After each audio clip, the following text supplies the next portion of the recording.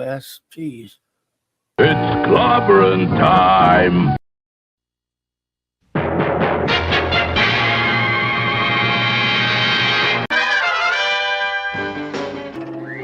Atomic batteries to power. Turbines to speed. Roger, ready to move out.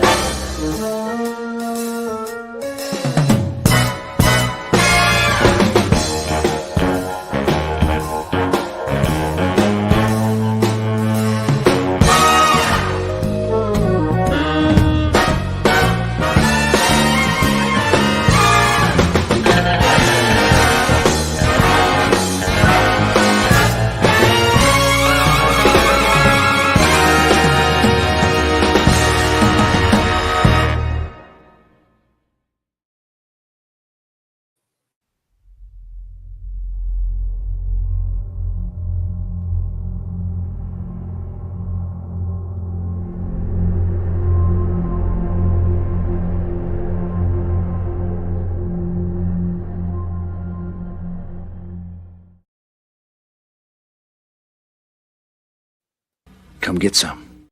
It's clobbering time! The word is given.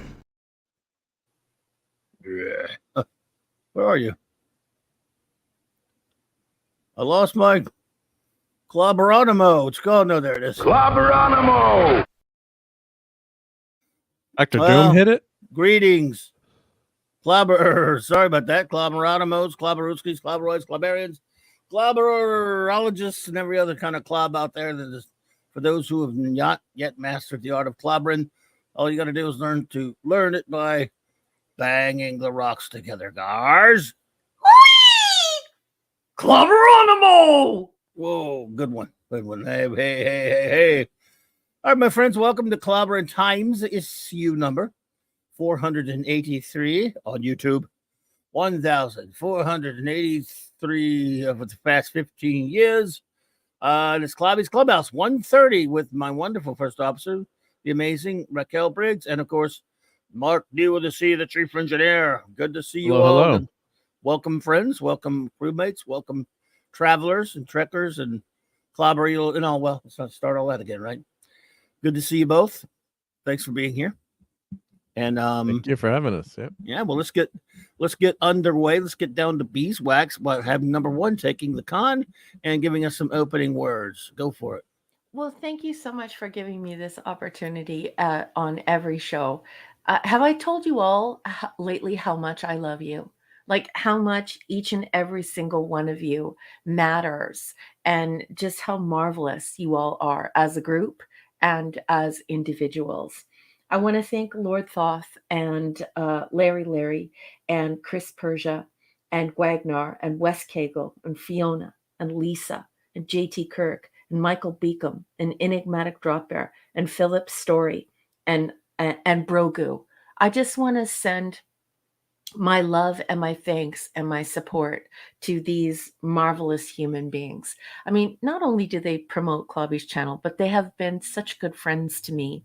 They have just been so loyal, so caring, so loving, and they just have the greatest personalities. And I don't know what I ever did to deserve friendships like these, but I just want you to know how grateful I am for you. So thank you for everything that you do for me and everything that you do for Clobby. I love you guys so much. Hail to the chat. Good evening.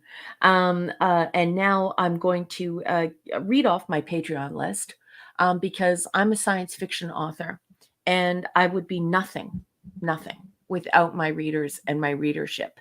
And they are the most incredible people. Not only are they brilliant and well-read, well-informed and articulate human beings, but they're also my friends. They're my support system. and not just financially to back the book and to back my work, but they're so supportive of me with friendship. And these human beings just can't be beat. Larry, thank you for everything you do for me. Thank you for just being who you are. I'm just sending smooches for your whole face. I want to thank Tony Stark, Sean Carter, Penny Lane, Shooter. I want to thank Gwaggy, Gwagnar, thank you. Dave C. Dave! Chris Persia, Scuba and Leslie Pete, Eric K and his trusty dusty dog Kirby. Oh my goodness, Kirby was just a maniac this week. He was terrific. Eric bought him a pool, and you would not believe how he behaved. Enigmatic Drop Bear, Michael and Cassandra Beacom, Mark D with the C, Anti-Derivative Jill, Maximum Redstone, JT Cook, Dabman and the Dabman Clan, Lord and Lady Thoth, and of course Lance. And I want you to, I want to take this opportunity to ask you to chuck some cheese in the chat for all of the pepperonis who join us each and every week. They are in the background, and many of them like Clobby. I also want to thank Rob Altus, Tyler, Jeff Wyatt, Rob Thunderheart, Bazarus, and my buddy West Kegel. Do you like classic episodic science fiction? I could sure use your support. I'm not an activist, and I don't write about activism. I am a university-educated author, so I did study writing, so I want you to know the qualities there. I put the work into it. These aren't just random thoughts. I really have worked at this at this craft, and I think I write stories that science fiction fans can truly enjoy without any activism or encounters with activists.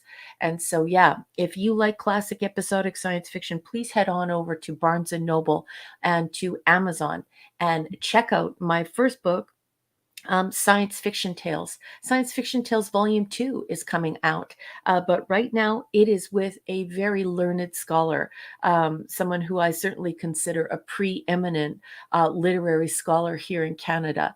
And he is my friend, and he is so brilliant that it just blows my mind. Anyway, he reads my books and tells me if they're good and bugs me about syntax and is just a marvelous human being. And so I'm waiting for him to read it. And as soon as he reads it and gives the A-OK, I will get it in the printing press and I will get it to you then. Until then, I am just going to shut up because tonight we have an action-packed evening with some Blake 7. We have some Kolchak. And we have Clobby teaching us about all of these beautiful Star Trek comics, for better or for worse. And I'm collecting comics and reading comics because of him. And tonight we are diving into the second episode of Star Trek Unlimited. So super excited to hear what the boss has to say. Clobby is a subject matter expert in the area of comic book production and authorship and art and all of that. So if you've never been here before, you're in for a wing dinger of a show. It's going to be a great time. You're making him turn orange with all that praise, I can tell. Yeah, it's No. I don't know what she's talking about, everybody. Ignore him, everyone. I do know what I'm talking about. This man is so intelligent. I would have him as a guest speaker in any of my classrooms. So I love this human being. By the way, I think it's issue number 3, by the way. What? We did issue 2 last week. No, we didn't. We sure did. No, we didn't. Mark didn't read it. So I said, let's save it for next week. Oh, are you sure? Yes. I think you recall. Yeah, I think you're right. Yeah. So last week, it was the week before last we skipped. No. Wasn't it? No. I thought we did one last week. No. My brain is just so bad sometimes. It's okay. You didn't have a chance to read it. So then at last minute, I was like, look, I got to go to bed really early anyway. So don't worry about it. Anyway, so now I'm going to wave hello to Mark and the guys. The guys are behind with the Star Trek Unlimited guys. Yeah, I know, Dave. Brains! Brains. So I don't know what's going to happen with Star Trek Unlimited comic, everyone. We might have to get Clobby to read it. What? just to get everyone on the same page. But we'll see what happens. We'll see what the boss has to say. I'm not the captain here. I'm just number one. Oh, no, it's cool. Yeah, I'm just the Spock round here.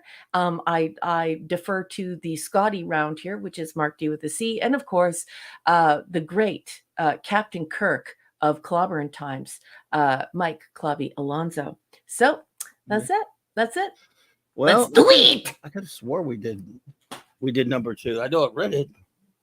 You read it. And I read No, it, and I we were know. ready to talk about it. But Mark Oh. actually I hadn't had read it. a super busy Oh, week. okay. We'll do And- number 2 then. All right. Yeah, he didn't have a chance to read we'll it, do but this- we Okay, excused him cool. because Don't he's worry about it. working. He's a working man. And Did you you had ever to read- go really early. I early did had to go. anyway. Now you're remembering. Yeah, but I Did, can barely did you remember ever read things. the second issue, Mark?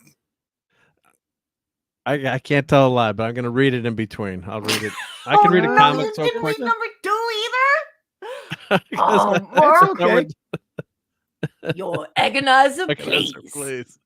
I That's had a very fine. busy day today. Yeah. That's okay. That's we forgive cool. you. But can I put you in the agony booth? You can do no. You can review. You can review because I can read. I've read like 1 or 2 comics in my day. I can read it as we're going along. It's not a. I don't want to hold this up. So when you bought those comics, so Brogu, we'll do I it, yeah. love you. Yeah, I couldn't. I cannot tell a lie. it's okay. You don't have Sure to lie you because can. Clobby and I have your back. Yeah, It's okay. it's fine. What the hell? I can't find my Clubhouse playlist because I was going to check something on there. Where is that? Brian Hepburn, Okay. that is one of the best jokes you can play on a kid, where you just put your hand over their head and then you massage the top of their head. I used to do that to my nieces and nephews when they were little. What's this? I don't know. It's a brain eater. Brain eater. What's he doing? He's starving. Anyway, I love that joke. Thank you, Brian Hepburn. Well, my memory's Garbaggio. Wow, so all we did was enabling and stuff. We did, darling. Sorry, guys. No, it's fine. We're only enabled. Yeah. I yeah. forgot about that. The Okay, thing well, is that Mark's been reading comics for so long and he knows so much about comics that I like to hear what he has to say as well. Do you know what I mean? Like, I feel like I'm just along for the ride and I'm just learning from you two. So, when Mark doesn't read shin kicks, Spin kicks. we really do That's cool. lose a little bit of luster there because everyone knows you're the grand poobah of all of geekdom. But it's really nice to hear from Fred Flintstone. I will read it Mm. as we're. no. What, Dude, what yeah, number 2? We'll just do it next week. We don't have to. It's Yeah, up to you. we'll do it Let's next week. get these Oh, two. no, I'm definitely these going to two- read it. Yeah. Let's get our we always shows have done. Yeah, we always All right, have let me- enough time with the show anyway. So yeah. Well, let Let's me get go ahead rolling. and do show notes and shout outs. All right. Blah, blah, blah, blah. Anyway, everyone, join me on the Great J-Man's channel tomorrow for Fantastic Friday, 7 p.m. Central Standard. 7 p.m. Eastern, 6 Central, 7 Eastern, as every Friday night on the Great J-Man's channel, J-Man Sean and myself, reviewing all of the legendary King of Comics, Jack Kirby's run on the world's greatest comic magazine, Fantastic Four 1 through 102, and the first 6 annuals. And we're having a great time doing that. And then join me over on 32 Flavors of Nick Blazer's channel, my good buddy Nick's channel, with the Friday Night Comic Shop Boys at 8:30 Central. We're going to be also doing reviewing some classic comics. The great D. Bud Martin's going to join me and the boys and Nick. We're going to review Amazing Spider-Man, the classic. We're now in the Ramita part because we've already over time have reviewed the Ditko run, and we're going to review Amazing Spider-Man 41 through 44. So looking forward to that with the boys. And then Saturday night Star Trek, of course, every Saturday night, 9 p.m. Central Standard Time, same Trek time, same Clubby channel. 4 more scintillating episodes of Star Trek Vagoigly. And then ends your Weekend Geek. The great Mark D with the C's Sunday Night Geekery on his extraordinary channel. He is the chief engineer, and join us. We will hang out and we'll just geek out, kind of just, Yeah. relaxing way to end one's long week. And then, of course, we'll even have a little eatery, I guess, too. So For sure, yeah. yeah. So that's enough for the show notes.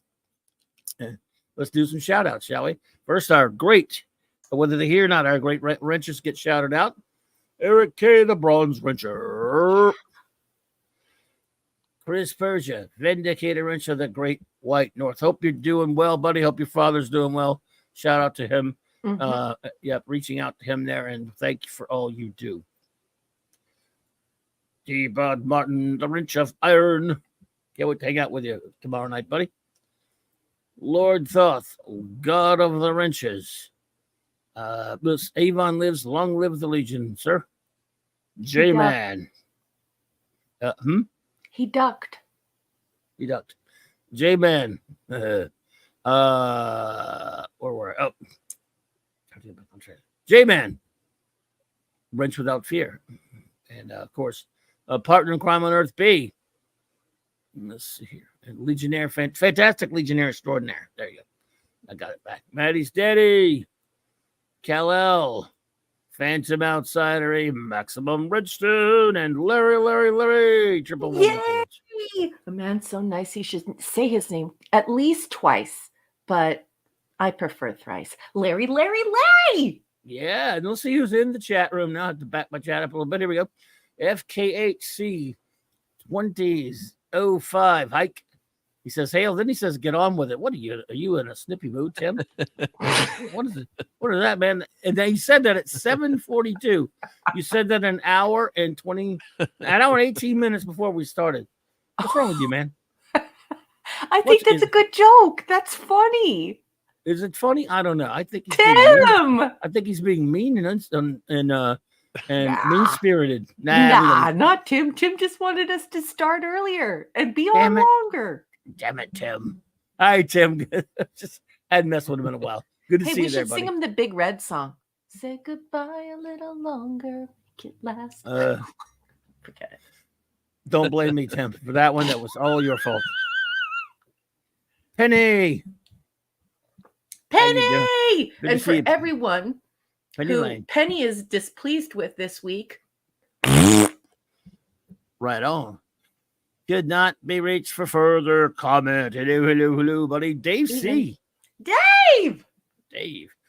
Bro Goo from my old hometown. Great Southern gentleman. Love you. Mwah, mwah. Brian Hepburn, you old space dog. What's up? Let's see. RRTNZ. Hey, man. Hey. Claude Salling. Hello, my friend. Evening, Claude. Adrian James. Good to see you there. Adrian. Ravenscroft. All right. 1701 Tex. The greatest. Hey, Tex. The greatest of all time. What's up, buddy? Let's see. Oh, he says he likes your book ad. Cool. I do. I love it. Yeah, it's beautiful. Hey, thanks, Tex. That means a lot coming from you, you sweetheart. He's not a sweetheart. He's a monster. He is. He is. Trust me, he's not. You don't have to insult him. I love that guy. Actually, I'll let it stand since it does insult him, and he deserves it because he's a monster. Tex is a monstrosity. I love that guy. How can you say that about him when you say that he and I are in real life are very much alike? You're both monsters. You didn't know that? I know. You tell me often. You're both. I'm your Avon, honey. I'm sorry. Oh my goodness. Well, but I love you both because you're monsters. I'm one too. I love this name, man. Star Blazing Wolverine 68. Yes. A very cool person. Does that mean there's 67 other Star Blazing Wolverines out there? Just curious. I believe so. And he actually is voting for some ruler slaps for Mark D with his C instead of the shin kicks. Wow, there's so much violence around here. All right, well, I think you all should be nicer to Mark, but I don't know. If you insist. I got a lot of padding, thankfully. Yeah, if you insist, however. Your agonizer, please. All right, let's see who else is there. Michael Beacom, and shout out to Cassandra. Hey. Oh, Cassandra's doing well, buddy. Love those two. Indeed, great friends.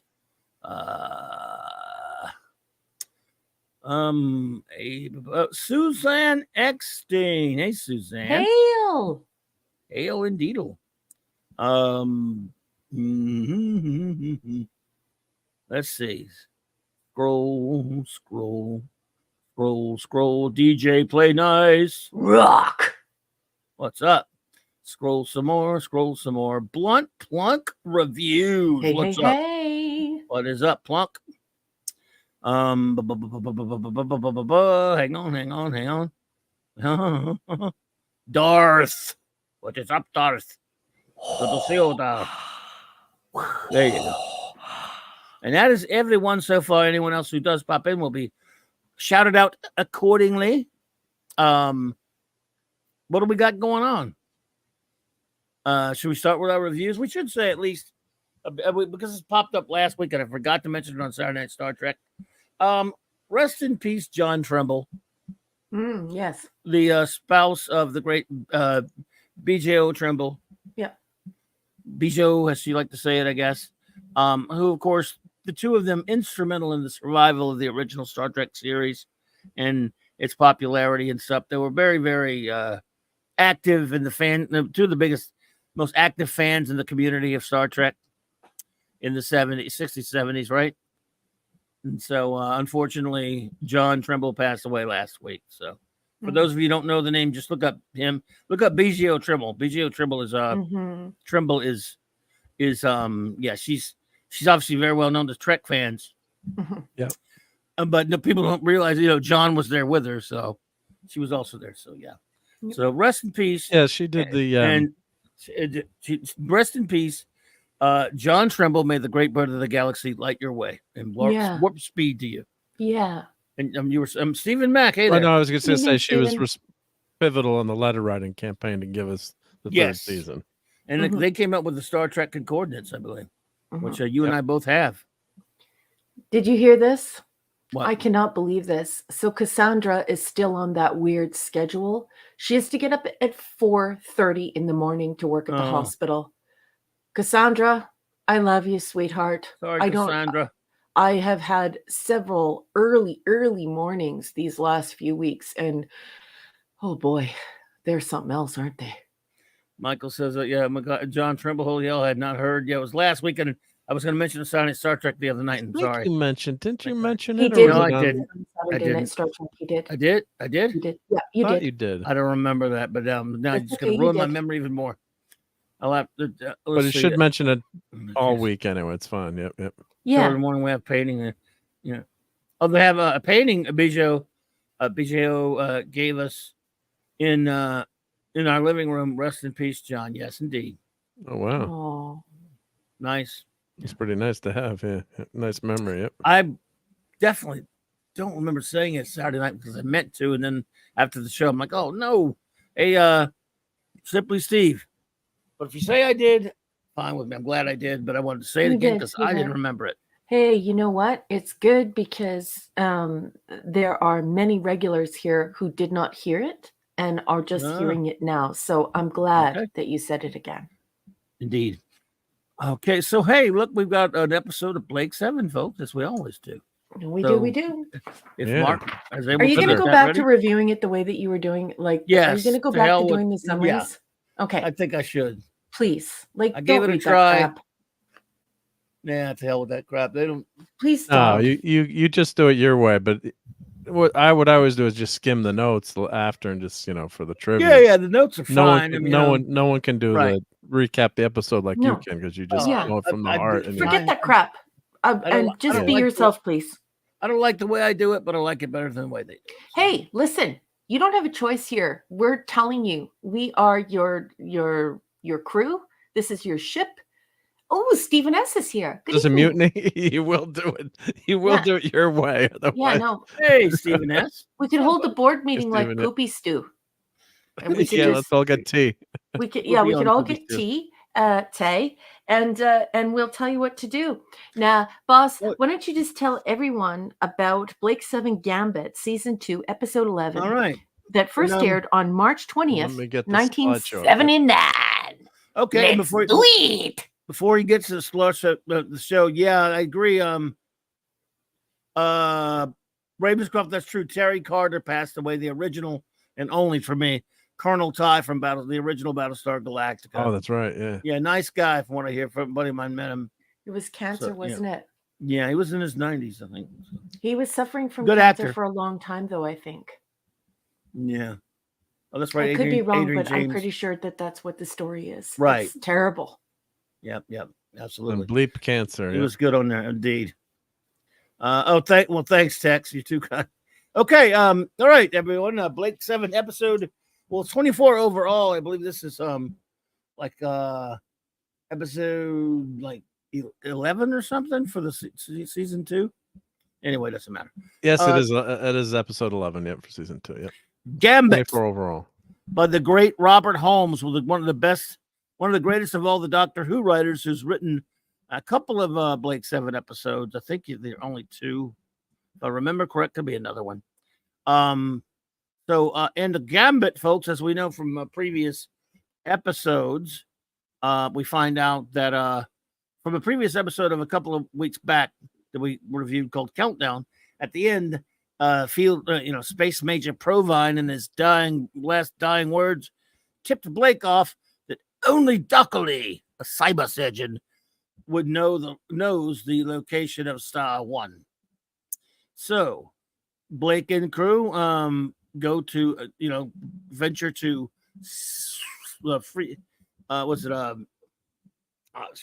Freedom City. Yep. To basically Vegas in space, but not the Buck Rogers one. Where is basically a neutral planet run by a Ponce named Crantor. We could say Ponce because no one knows what it means except our British friends, by the way. Is that like Ponch and John? Not quite. In fact, no, it's just, I don't know. I think British people don't like being called a Ponce, but I don't even know what it is. Our British friends, you can let me know. Clue me in. You bloody I have a Ponce. couple of speed chess clips. Let me know when you want me to, or the opening clip. Oh, you do? want me to- Okay.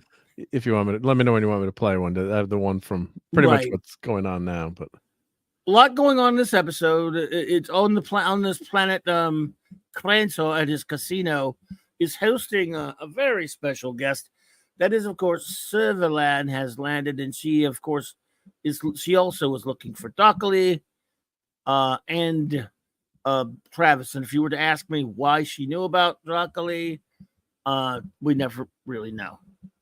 But she knows that Dockley and Travis are there. Few weeks previous, because apparently a lot of time has passed since.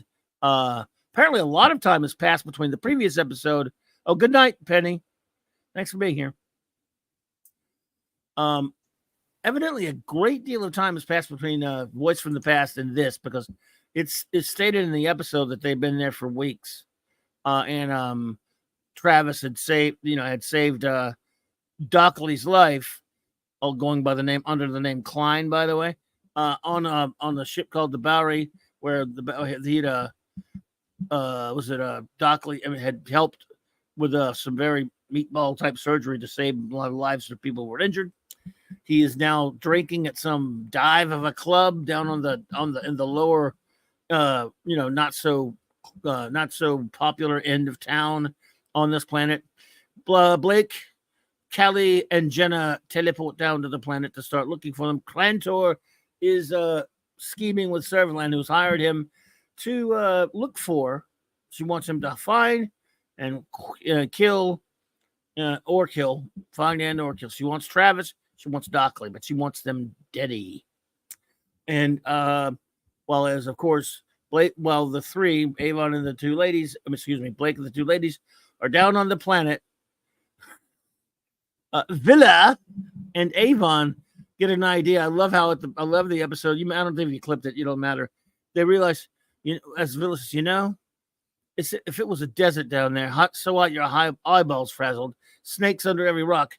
And if Avon fishes, Blake would have sent us. You can bet on it.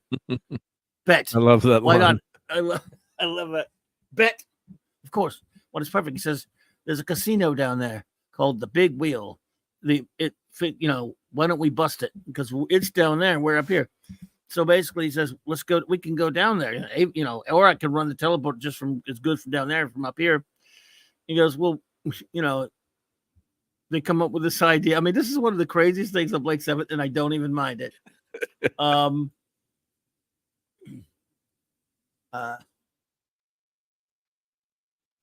sure. We can show that whenever you want, number one. Okay. I was looking at your private message. Okay. Let's see where we're at. Oh, so Avon and Villa, you have three things going on in this episode. It is a three-prong episode. Hey, Scribe Light, good to see you. Welcome. You have, of course, I don't know if there's an A, B, or C. They're all kind of intertwined. But two of them are intertwined, one's not. So there's an A and a B, maybe A1, A2, and a B. A1, A2, of course, Serverland wants to find and kill Travis and Dockley. Blake, Cal, and Jenny are trying to find him, of course, to get more information, the location of Star 1, the Federation controlled computer complex. And Avon and Villa want to get rich and bust a casino. And they decide they will use Orac to do this. And they said, I love how they appeal to Orac's ego by he could just shrink himself. We were just Villa and I were just discussing the subject of molecular reduction, were we? And I've assured him that the entire idea is an absurd fantasy. It is not a fantasy. Are you suggesting you know more about the subject than I? It is not a suggestion. It is a statement, a fact. You seriously expect me to believe that you could, for example, reduce your size without affecting your function? I could. It depends upon the size. It's like approximately 1/8 of your current volume. Of about 2 hours and so minutes ago. Well, Villa says, talk is cheap. Does it mean something? It means he doesn't believe you. Not as either, as a matter of fact, do I. So, I take it you should like me to prove it. Why not? And he shrinks himself. I'll never forget it. Yeah. I've seen it a million times, and it makes me laugh every time. Like, I guess he's Orac. Why not? I don't know. I mean, he's got PEM particles. Why not? He's got it. And then they shake hands. Hey, I just love. It seems like Robert Holmes. He wrote an episode that I really loved called "Killer," and that was a very Avon Villa banter episode. And here I have another. He likes putting Avon and Villa together, which is perfect. So, you got to love it because they're supposed to hate each other. You can bet on it. Here, why don't I play one of those intro clips before we get too far ahead, just to give the flavor of the craziness. I'm sure everyone watched this, but I'll play one of them. The biggest prize in the galaxy. Yes, it's there's this being called the Clute, played by Deep Roy, who's been in everything. Doctor Who a couple times, Lake 7, Star Wars, you name it, he's been in it. And I saw him in a con last year. Still running around doing cons. The Clute is still running around doing cons. Very, very tiny gentleman. So, yes, by the way, the whole plot is that Avon, Orac reads computers, and the big wheel is run by computers, of course. Yeah, Rock could pull that character off, says Tex. She wouldn't cosplay that. She's Dream Girl. She cosplays a lot of things, though. So, Ponce. Oh, nuns. Thank you, Stephen Matt. I didn't realize I hit a bad word there. I've heard British people call each other Ponce all the time on certain old TV shows. So I'm sorry if I said anything that bad. Deep Roy was one of the Decimas. That's right, Ravenscroft. That's exactly right. He was, of course, the homunculus in the great episode Talons of Wing Chang of Doctor Who. Oh man, he was in Star Wars. I forgot exactly what was in Star Wars. Anyway, thanks, Stephen. So let's see here. So while Avon and Villa go down to bust the casino, in the meantime, Serverland is plotting behind the back, not only of Krantor, but she's basically planning to use him. Oh yeah, John Leeson is in this episode. That's right. Yeah, I met him. I just realized again. I met a guy in this episode. He was also in another episode. John Leeson was Toyce. He was Crantor's little assistant, Toyce, who was, and of course, he was in Mission to Destiny, episode of Blade 7. And of course, he was the voice of K9, Master, affirmative, Master. And he was a nice guy. I met him once. Anyway, so, he was an Oompa Loompa. Deep Roy was an Oompa Loompa. Oh, that's right. Yeah, sure. Yeah, I think in the remake, though. Oh, well, we'll forgive him. Wasn't he an Ewok? No, wasn't he the original? Or was it the original? He's old enough, I think. Yeah. He played he's on Doctor Who, Tom Baker episode. So anyway, seriously, needs. No one would read any book by me. It would be written in crayons, Ravenscroft. But thank you. You're very kind. So anyway, I haven't had any real experiences of any interest. Trust me, nothing. I mean, I mentioned one here and there on the show, but they're not worth it. But that is very kind of you, Ravenscroft. I appreciate that. So, where were I? They're busting the casino while Serverland is plotting with Crantor to catch. It's pretty simple from there on out to catch Travis. Send his men to collect Travis and Dockley. Meanwhile, Blake, Callie, and Jenna. Hello there, Sentai Ranger Donnie. What's up, buddy? Don Power Ranger. Don. So he basically they miraculously end up in this dive that Dockley drinks at. Later, Travis is captured by Shivadik, the guy who's another guy's been on Doctor Who a lot. Always does American accents. He's American, I think. Actually, but just doesn't sound like he sounds like a fake. Who captures in kind of a dumb scene with Travis, but he captures him, brings him back to Serverland, and she, of course, deactivates his arm and puts a bomb in it. Dude, she is off the hook snake in this one. I love her so much. Oh my God. And I don't know why I shouldn't love her. Even though she's fictional, she's dangerous. That's how dangerous this woman is. You cannot trust Serverland. And as Crantor says, that woman is as devious and perfidious as a snake. Look at her. Good Lord, isn't she fantastic? And deadly? Oh man. So while all this is going on behind the scenes, Bill is winning about like 5 million credits. And because he's relaying, Avon is relaying through the bracelets, Aurak reading the computer, knowing every move it's going to make. And they didn't figure that would get him in too much trouble. But of course, eventually Toyce informs Clantar that we have a big winner. And at first he's like, big winners are good for business. But of course he realized, oh no, he's up like at one point, like 2 million credits. We can't have that. But before this was a pretty good scene. When we get a demonstration earlier on. See, I'm all over the place. I hate when I do that. Oh, you're good. You're good. This was a demonstration you see right here. Okay, you're not all over the place. It's called digressing, and when you digress, it's always on for some valid reason. It's usually juicy and fun or cool. So just carry on, sir. Sir. Thank you. We got a demonstration of what the clute does. Speed chess. Basically, you get like 5 seconds to make a move. Anytime you don't make a move, you lose a pawn. And if he wins, of course, or forces a draw, he gets all kind of money, the challenger. If he loses, the clute gets to press a button and exterminate him. That's his only reward. So there you go. Remember that for later. Yeah, here's another clip for that. A win or a draw gets you $1 million. Yep.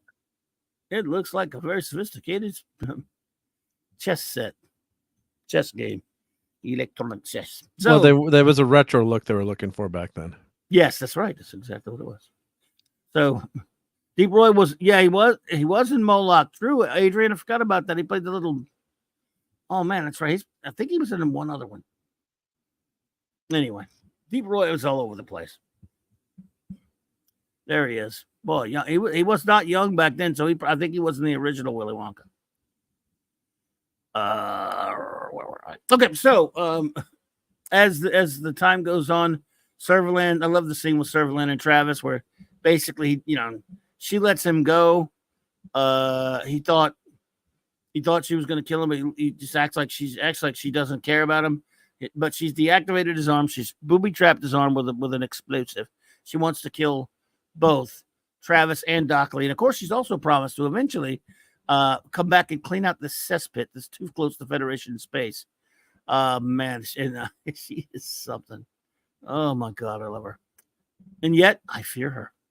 So, well, Travis did offer to give Servalan a hand. Oh, ooh. Hidden credit touch. Yeah, I love that line, Max. Yeah, I knew you were going to say that. So, Sheeny, the lady who runs the bar, takes a liking to Klein, who is really Dockley. They talk a little bit. We learn about how Dockley was a cyber surgeon and how she's, because the scene opens, because the episode opens with a guy trying to kill. 4 episodes of Blake 7. Okay, good job. Thank you. Trying to kill Dockley. And of course, Travis stops him. And we later find out, of course, that he's on the run. She knows he's on the run. She manages to help him out. She just likes him and wants to help him out. So she helps him get a ship off of the planet with a freighter pilot so she can go out to, so he can get away from all these people trying to kill him. Tells him, she sends him to this place on the dock where her friend is going to pick him up. But Blake, of course, and Blake and the girls find out where he is, and the ladies. I'm sorry, that was sexist. And Blake and the ladies find out where he is. They go out to the dock.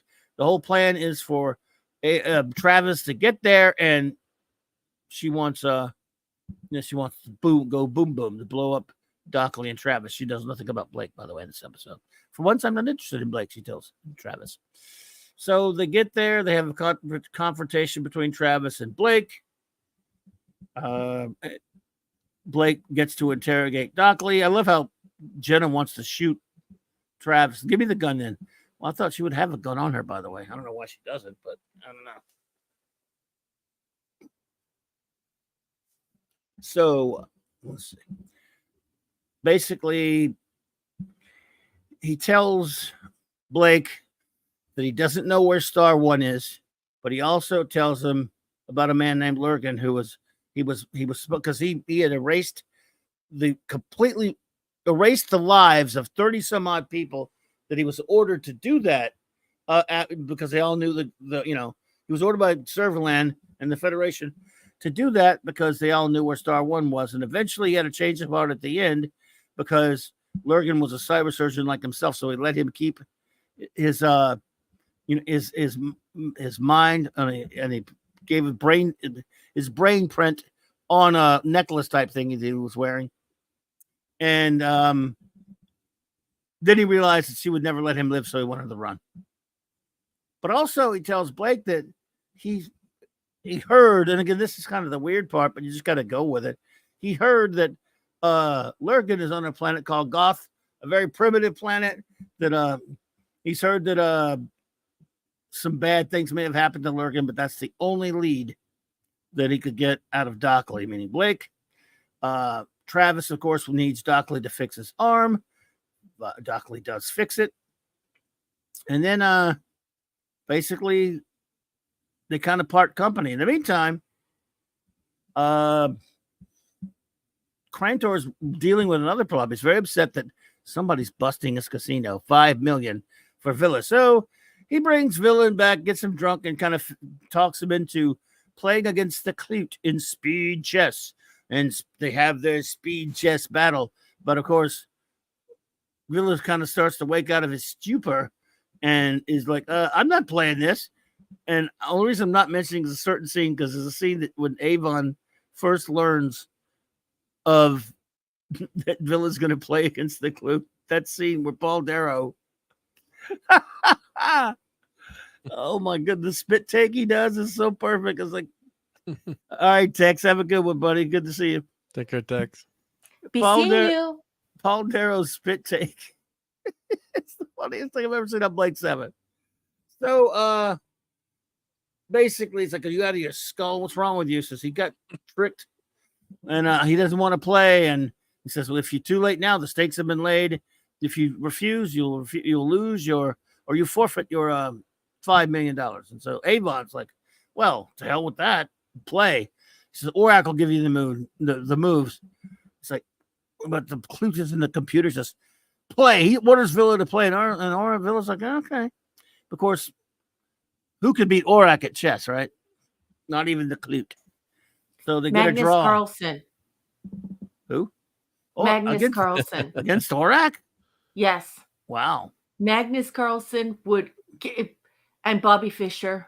Magnus Carlsen and Bobby Fischer could kick Orac's butt. And you forgot somebody. You forgot somebody. You forgot somebody. Who? Kirk. Oh, yes. Kirk. Yes. Kirk could beat James Spock. T. Kirk could kick Orac's butt. Kirk always kicks Spock's ass. Yes, of course. You were correct. So anyway, your logic is impeccable, Captain. He gets, I believe, the draw. Yeah, he gets a draw with the Clute, and they keep the money. And they're rich. They beam. I still want to say beam sometimes. They teleport back to the Liberator just in time. Blake and the girls come up. I keep calling them the girls. I'm such a sexist, aren't I? Hey, Keely Chow, what's up?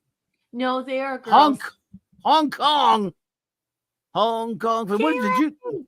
I'm beginning to think Keely's defected, man. What's the deal, buddy? Did you move away from us? I can't say roll tide to somebody who's lived us all the way in Hong Kong. Maybe he travels for work. Yeah, probably does. Anyway, or Keely, he's on vacation. Just come back that's to a us, long Keely vacation. Chow. I hope you're having a great time, buddy. Good to see you. Where are you? Where are you? So they get back and I like what was it Blake says, I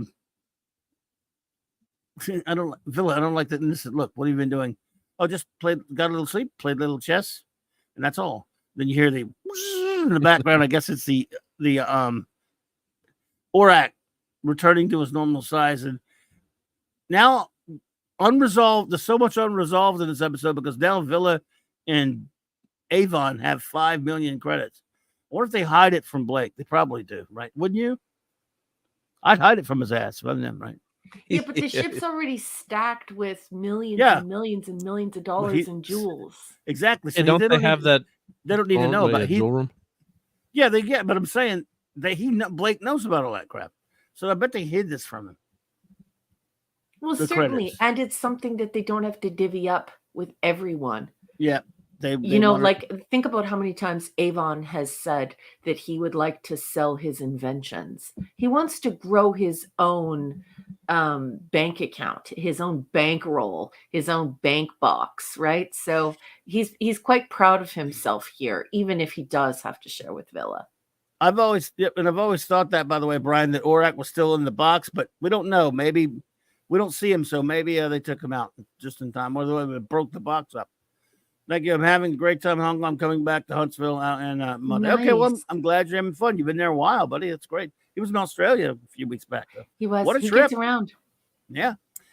So anyway, and there's your episode. I'm so sorry how discombobulated that was, but it's just a basic rundown. That's all we need. It was masterful and so much better than the nincompoopery served up through Wikipedia and all the other wikis with just nonsense in it. Well, it lacked fabulous, boss. It lacked detail, but it's fine. Get out of here! It had plenty of detail. It was awesome. Yeah, very glad I'm not Clobby.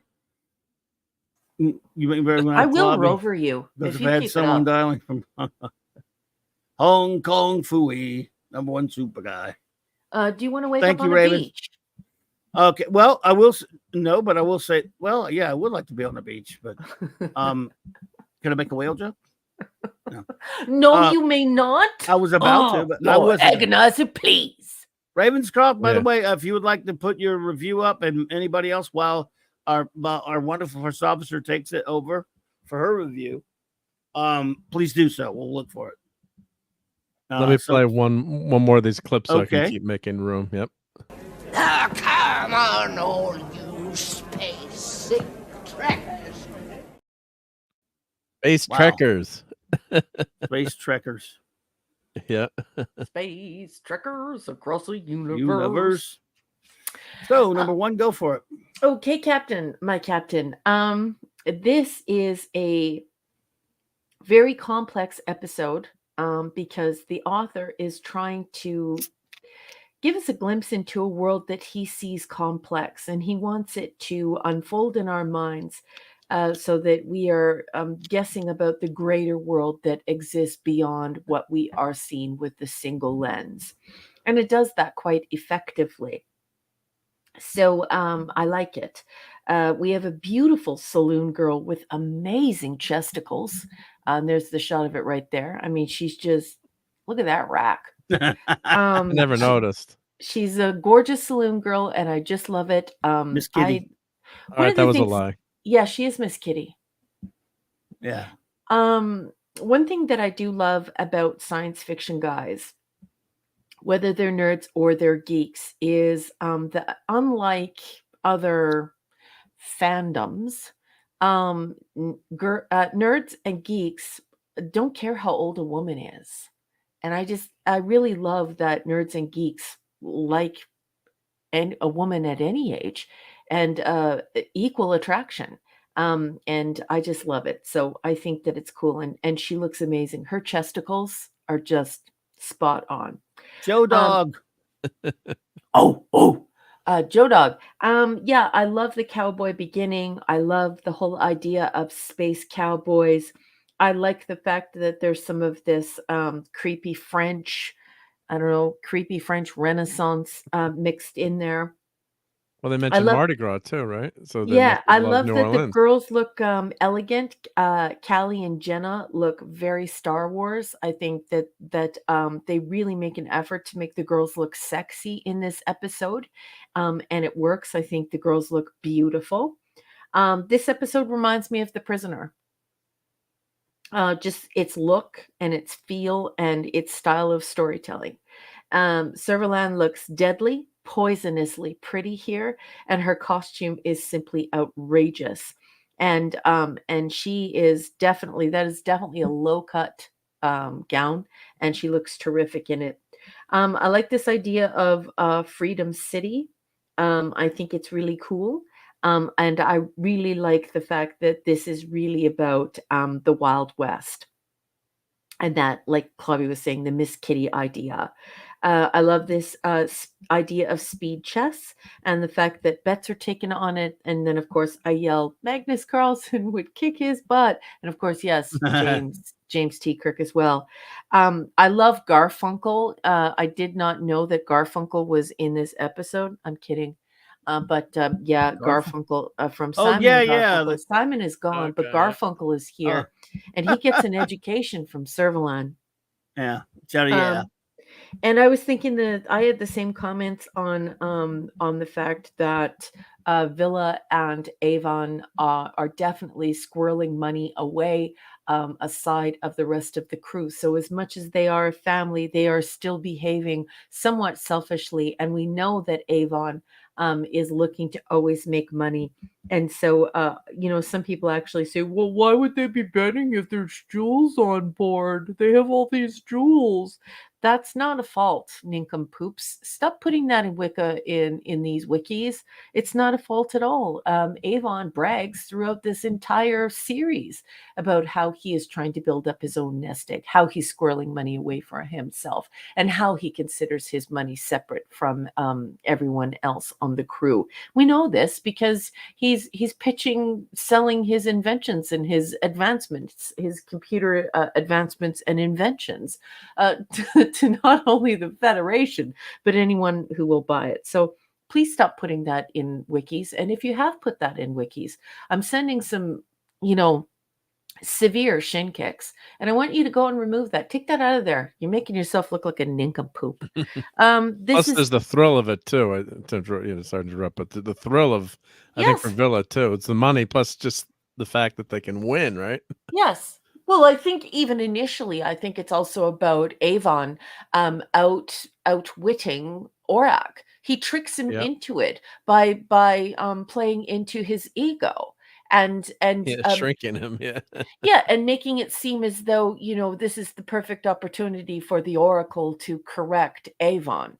And so, of course, Aurak Aurak falls for it. And so here what the author is trying to convey is that Avon is actually more intelligent than this supercomputer that is basically like an omnipotent being. It's godlike in its intellect, and yet here it is being outsmarted by Avon. So be careful Yeah, of doesn't Avon. Aurak say, it doesn't one point say, "Oh, aren't you smarter than me?" Or, in that dialogue when they get him to shrink, there's a line about, being smarter than you. And of course, Aurak, I'm paraphrasing, I can't do it like Clobberin times, but Yeah, yeah, doesn't he yeah. say like, yeah, say like, yeah, that's, I'm much smarter than you, to that effect. Yep. Yeah. And so the message is sent and the message is received. The audience now realizes that Avon is more clever than the computer, than Aurak, and not just any computer, but Aurak. So I love this, although it doesn't feel like science fiction to me. It feels more like intrigue to me. It feels more like The Prisoner, but not the weird tales of The Prisoner. Something more like, I don't know, space adventure. I'm not sure. Anyways, it's not my favorite kind of storytelling in Blake 7. For that, I really rely on Carrie Nation and Chris Boucher, or Butcher, or Butcher. I'm going Boucher. Yeah, well, if you come from a French country, you look at that and the first thing Yeah. you say is Boucher. But he is British, and so I think he says Boucher. I'm not sure. Anyway, yeah, Boucher. so it's good, but it's just not my favorite kind of Blake 7. But that doesn't mean that it isn't good, because it is good. Especially Garfunkel. Seeing Garfunkel on, I'm kidding. Sure, yeah. It's a 6 out of 7 for me. It's not science fiction. It's something completely different. It's a space adventure. It's intrigue. It's I would almost say world building. This is really asking you to push the walls of Blake 7 past what you have been shown, and to make more of the story in your mind. And of course, that is one of the things that I hold dear about short stories. Is a short story comes in and it trusts the reader so much that it puts many thoughts and many conclusions into the hands of the reader instead of the writer. And so it is an elegant design, a way of engaging people to move the furniture of the mind. It's something I deeply respect and deeply admire. And certainly we don't have a lot of that in our culture today. We actually have the opposite of that, which we used to, decry in editing, and we used to, shame people for hyperdidacticism or infantilizing the audience, and this stranglehold of telling them exactly what they should derive from the story. And so this is the opposite of that. And if you've ever read my writing, you know that I really enjoy when the reader or the viewer gets to push back the world of pretend and make it bigger for themselves at the behest, at the invitation of the author. So it is a 6 out of 7 for me, even though it's not my favorite genre. And that's about it for me, boss. All right. Mark, anything? Sure. Yeah. Well, I love this episode. When I first watched it, maybe 2 years ago, and he made me watch this show. Just kidding. I love the show, but we always joke about that. But yeah, just at first I'm like, you see this open, and here I got a couple more clips, but they're very short. But Put your life on the line and beat the clute at speeches. You got and you're like, you have a what's? crush on her or something? Well, I only had time to just do that first scene, so Yeah. I got one Avon and Villa quote. I just when I think of this episode, I never think of her that much. I got to admit. Well, I just that opening there, just I'm thinking Oh, okay. cabaret. I'm like, where's Liza Minnelli? And I'm like, what the hell is going on here, right? I mean, and the costumes and the makeup the characters are wearing, obviously it's supposed to be. You don't know if is that if he's is he an alien, or is he just wearing that makeup? Just is he really silver, or is that just Scrantor? They say they're dressing up for Mardi No, Gras. he's dressing up. He's not. That I actor's assumed been that in other was just stuff. Yeah, good actor. no, but I mean in terms of the makeup that is that I'm Even assuming it's makeup for it's fun. makeup. Yeah, Yeah, that's it's what, he's so, even he mentions Mardi Gras. yeah, so that's what I assume. They just put on the silver makeup, but yeah, it's just great setup for the episode, and normally when they've got a lot of stuff going on, it really can be a mess sometimes in any TV show. Not singling out Blake Seven, but the two plots really fit together well because, you know, uh, Villa and Avon are kind of scheming to get under Blake, as you mentioned that great quote where if it was a million degrees, Blake would have sent us down there. If it was a Yep. desert planet, and they're kind of they've got a lot of you can see how much they they despise each other, but no, really like each other. Not exactly Spock and McCoy, but in some ways you get that feel for it. And the one I did get one other clip, and this I just love this line in Blake Seven. Avon, there are times when I almost get to like you. Yes, well, that makes it all worthwhile. I mean, that just sums it up perfectly. Great acting, and again, great dialogue, great line writing. Yeah, so you don't think that they're gonna be friends, but yeah, deep down they admire each other. A lot of times Avon is making fun of Villa, but I think Avon always Avon never shirks away from the challenge. I would say he always comes through, even when he can't. So. I just love the two of them scheming, because Blake, quote unquote, he's in charge, but this is not a military ship, so let them do what they want. But of course, then what if Orak something had gone wrong, or he couldn't have beaten the Clute? Villa would have died, I guess, right? Or could have died. I guess the Clute has a choice. He doesn't have to push the button. I guess thumbs up or thumbs down like Gladiator.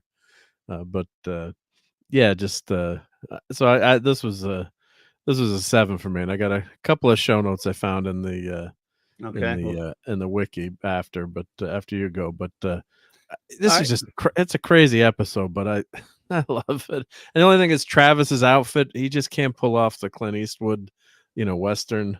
No. That doesn't work. That's the only thing I kind of don't like about the episode.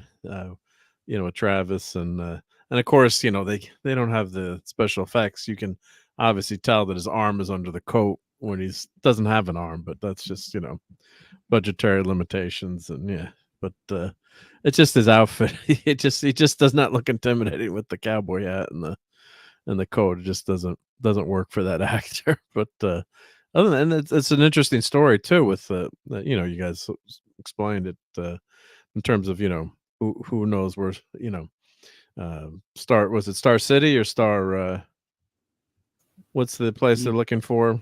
Freedom. Freedom no, City. where they're where they're at is- looking for No, the looking for control. Star One. Star Yeah. One, thank you. They're Yeah, looking Star for Federation One. Control. Yeah. Yeah. So It was all the yes, so all the mind Yeah. wipes and the everything that's going on in the That's right. background, it all, as crazy as this episode looks, it all makes sense. It's a great spy, kind of like James Bond goes to the casino episode is kind of how I think of it, and mixed in with Star Trek and some Royal Fizbin. So yeah, this is a fun episode and really well done. There you go. Well, once again, we on a rare occasion here, we have entered my top 10 again.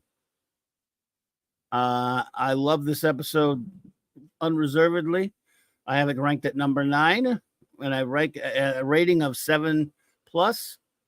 I love it that much. And here's the thing about, I of course adore science fiction as much as you do, number one, but I don't mind science fiction if it's a show, if that's the premise of the show, but if a story is good with there's a character study once in a while, and this is a pure character episode, and and it's advancing the longer plot towards. It deals with a couple of things: character stuff and plot that's moving forward towards the season finale, which we're getting to.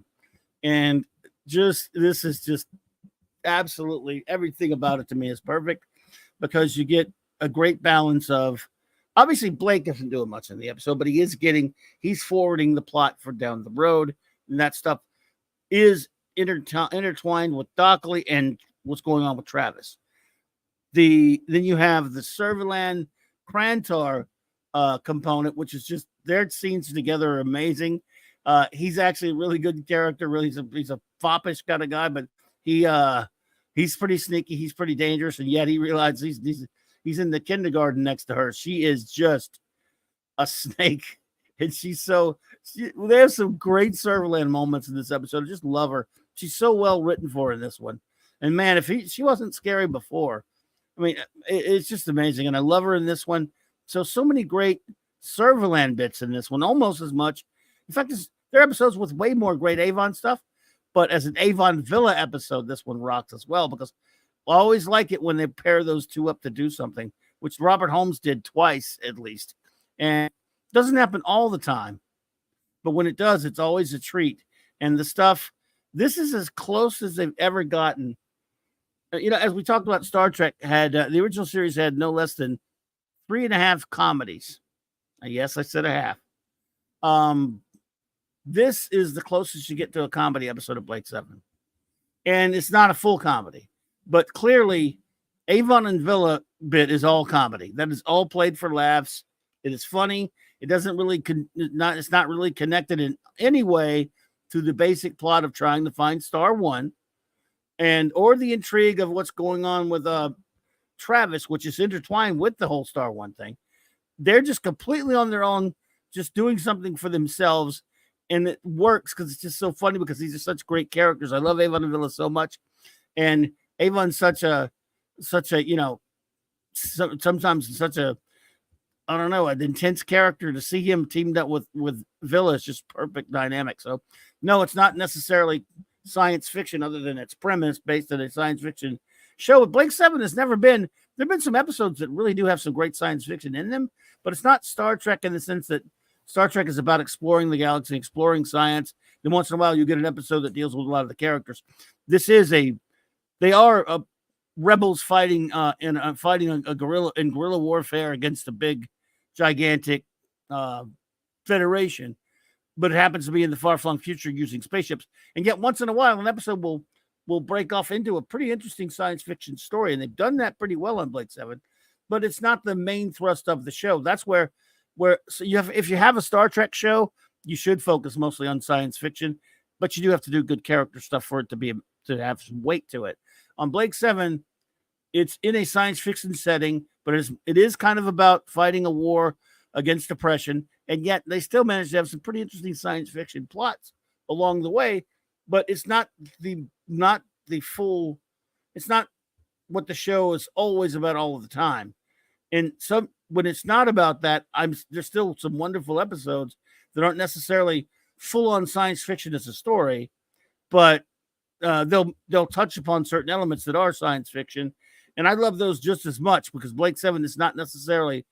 It is in a science fiction setting. It is in a science fiction premise, and sometimes they do more stories that are more simple in terms about fighting the war and intrigue. What they've never really done is anything close to like a full-on comedy episode like Star Trek did, but they got as close as they're probably ever going to get with this one. And even still, the whole episode isn't that. But what they do is they take the character you'd think would be the least funny, would be Avon, pair him with the funniest character, Villa, and you got comedy gold for Blake 7 anyway. The two of them busting a casino. And it's so enjoyable. It's so fun. The actors are so great. That's why I really love this episode. It's pure character comedy gold and pure character gold, especially the Avon Villa stuff, but the Servalan Krantor stuff, and even some of the Travis and Dockley stuff, all of it's terrific. I just love it all for character. It is fun, but it just has a lot of heart to it. And I just really have always loved this episode. I have it very high at number 9. And I'm just loving season 2. For me, is the best of all the seasons. But anyway, so that's my review. Ranked at number 9, rating 7+. And there we go. That's Mark. excellent, Oh, Claudia. we forgot to rate Serverland's dress. I'm giving that a 7+++++. Foolishness. I got to watch this on Blu-ray someday because I think Yeah, I'm missing good some luck there. details. Yeah, because I'm missing some details. Oh boy, wowzers Mark. with the red. Yeah, I'm keeping it PG-13. So yeah. I had the same hair as Avon, Stephen Max says. Yeah. Anyway, sorry for the rambling, but I just want Oh, that was great. I mean, no script, no teleprompter, and you did all that. So I mean, got her come on. done. You know this show inside and out better than anyone. So that's for sure. Yep. I want that mini RAQ, by the way. Oh yeah, that'd be That'd fun. be really cool. Yeah, and again, cute. before any smart aleck goes, well, how come RAQ didn't do that all the time or do it later? Because it's a silly episode. I don't know what to tell you. He maybe determined, it wasn't good for his function, and it was something that he better not do again because it'll hurt him. How about that? Well, you said he could only do it for what, 2.5 hours, or there was something. Yeah, but it wasn't permanent, so otherwise he would always yeah. shrink, right? And there's no need for him to shrink, I think, in any other point. Well, yeah, I mean, it could come in handy, but yeah, so he don't really need. What happened? I just love that sound. Oh, the Orax man. What? Oh yeah. Oh, I do too. When I'm not watching Blake 7, I think about that sound sometimes when I'm on my computer. I just expect my computer to go. Do you like it better than the? How about this one? Hey, want to hear the most annoying sound in the world?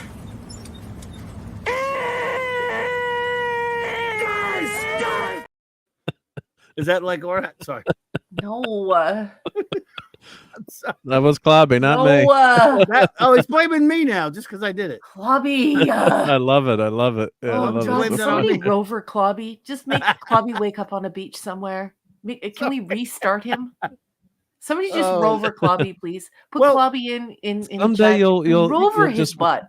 You got to someday admit. you'll realize. I was going to say someday you'll realize you have to watch Dumb and Dumber, Raquel. No, you got to admit you did sort of sound like that. No, Orax sounds. That's what it sounds like. It's kind of like a creaky door and a squeaky toy put together. Oh yes, thank you, everyone. Let's get the boss. Get the boss. Let's read Ravenscroft. Yeah, but let's read Ravenscroft's review first, at least because I know it's very late. Okay, Ravenscroft, here you go, buddy. I'm glad you're still here. Ravenscroft review. He gives it 5.5 Avons. Okay, he says the Western episode with Black Hat villain Avon Villa as Blondie and Tuco. Wow, he's talking about some good, the bad, and the ugly there. And the sympathetic barmaid. More fun than good. With the main story taking a backseat to hijinks. I'm fine with that. A few good moments for Callie and Jenna. The 10 credit touch. Yep. Stuff was funny. Mini RAQ was cool. Some huge, pretty implications there, but really never mentioned again. Yep. Serverland versus Blake and Travis against all. Croucher finally coming into his own. Better late than never. I enjoy episodes that experiment with genres like this. What a great review, Ravenscroft. This is a really wonderful review. Some fun moments with Avon and Villa hiding their actions from Blake. The naughty kids not wanting Dad to know what they were up to. Yes. That's a really, really terrific review. Wow. Thank you, Ravenscroft. Thank you so much for that. That was excellent. And now, are you ready for the worst, like the ridiculous Esh pick? Were there 18 parts? Are you talking about Maximum Redstone? Maximum Redstone's getting out of hand with the Eshbicks here. But the thing is that Max is passionate, and we have to let Max be passionate. Do you want to know why? Because he is as crazy for Blake 7 as you are. The poor guy. He's the only person that I concede probably knows more than me. But in fairness to me, doesn't mean he's watched it. He's probably watched it as much as me. But the thing is, he has an actual memory. I don't, so that means he probably remembers crap better than me. He just has so much to talk about. And that's why I allow, let's indulge him. I indulge him because he's our buddy and because he's he does so much for us. And he loves Blake 7 as much as me. So he's one of 17. And I believe 3 addendums. Oh boy. Man, it's gonna be all night. Might have been 4 addendums. I lost count. Well, let's do it. Let's get this out. Let's get this going here. Okay, 5.5 plus out of 7. Alpha grade. One of my favorites in my top 7. When it's your top 7, but it doesn't get a 7. Wow, man, that's a tough room there. Robert Holmes has written an intense story where the pacing is perfect and all the characters have a chance to be transcendent. Sorry. You get me in trouble with some of these words. So many things to love. 2 stories expertly divided from each other. Wonderful pacing and escalation. A delicious ensemble performance. I feel like I could ear a PhD on this. I could ear a PhD on this episode. Maybe. Where would you think that would be? Maybe earn. Okay, yeah, Ernie probably. Yeah, earn a PhD. Sorry about that. I haven't watched. What was it? Wheel of Fortune. The Wheel of Fortune in a long time. So thank you. There's just the right amount of lightheartedness to be whimsical but not frivolous. Personalities and personal conflicts are balanced. Dockley, the drunk protected by the paladin Travis. Yes. Serverland and Krantor, 2 gorgeous, cunning reptiles locked in competition, one heading for the top, one going to the bottom. Aubrey Woods owns the role of Krantor. He is great. Like he was born for it. That guy was in a lot of stuff. Serverland is beautiful. Her presence is so powerful. I could go on. Serverland will end up on top and gives the story so much that she need not be in the 3rd act of the episode. Good point, Max. See, Max is the best. That's why I like his long reviews. I like your long reviews, dude. I was teasing you about him, but you do great. So thanks. Krantor is indispensable to this story. His cabaret, casino, and its gallery of rogues create a world where anything is possible. Krantor and Toyce, their high status, low status relationship. Can I cut in just for 2 wags of a puppy's tail? Anime Night 1992. It says 2 months in and still enjoying the content. Blake 7 is a classic. So I'm just waving hello to Anime Night 1992. And also, Shalom. Guess who walked through the door? Ezra Goldstein. Good evening. Nice to see you. Thank you, Ezra Goldstein. Appreciate you, buddy. Good to see you. Shalom. And Anime Night, thank you for being a member. 2 months and still going. Well, thank you for those kind words. I do appreciate you, and thank you so much. It is much appreciated, my friend. Anyone out there lurking, thank you, by the way, and thank you for watching. If you're watching on a download or a rewatch, is the nexus through which the entire story and every character flow. Paul Grist as Shevadik and Nicolette Rogue as Sheeny are stunning and powerful as well. They both help bring the story home. I think that guy Paul Grist was on the Doctor Who episode Claws of Axos, the Pertwee episode. The guy he's always trying to do an American accent. And of course, Avon and Villa pull off a heist. It's beautiful. It is as if Blake parks the ship next to a bank vault and asks the 2 most intrepid criminals in his crew to not rob it. It's on.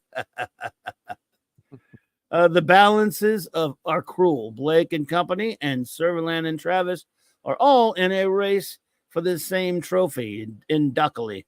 The pacing of scenes is seemingly ludicrous, and yet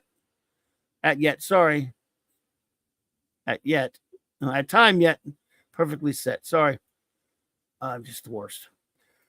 In the race for Dockley, all the pieces meet at the finish line at the same time. It was no coincidence that Villa examining a chessboard in the teleport. The only problem I have is sorry. The old Raj Blake syndrome. Once again, Blake has the opportunity to eliminate his most lethal foe, but he doesn't. The drama. It's a good thing Villa and Avon are ready to bring them up. Yes. The math problem in Gambit. When Toyce first notifies Krantor, oh yeah, he states that this fellow has hit 7 shots in a row. He's writing 500,000 credits. Regular 1 through 36. Roulette pays. Okay. I don't know anything about roulette, sorry. Except always bet on black.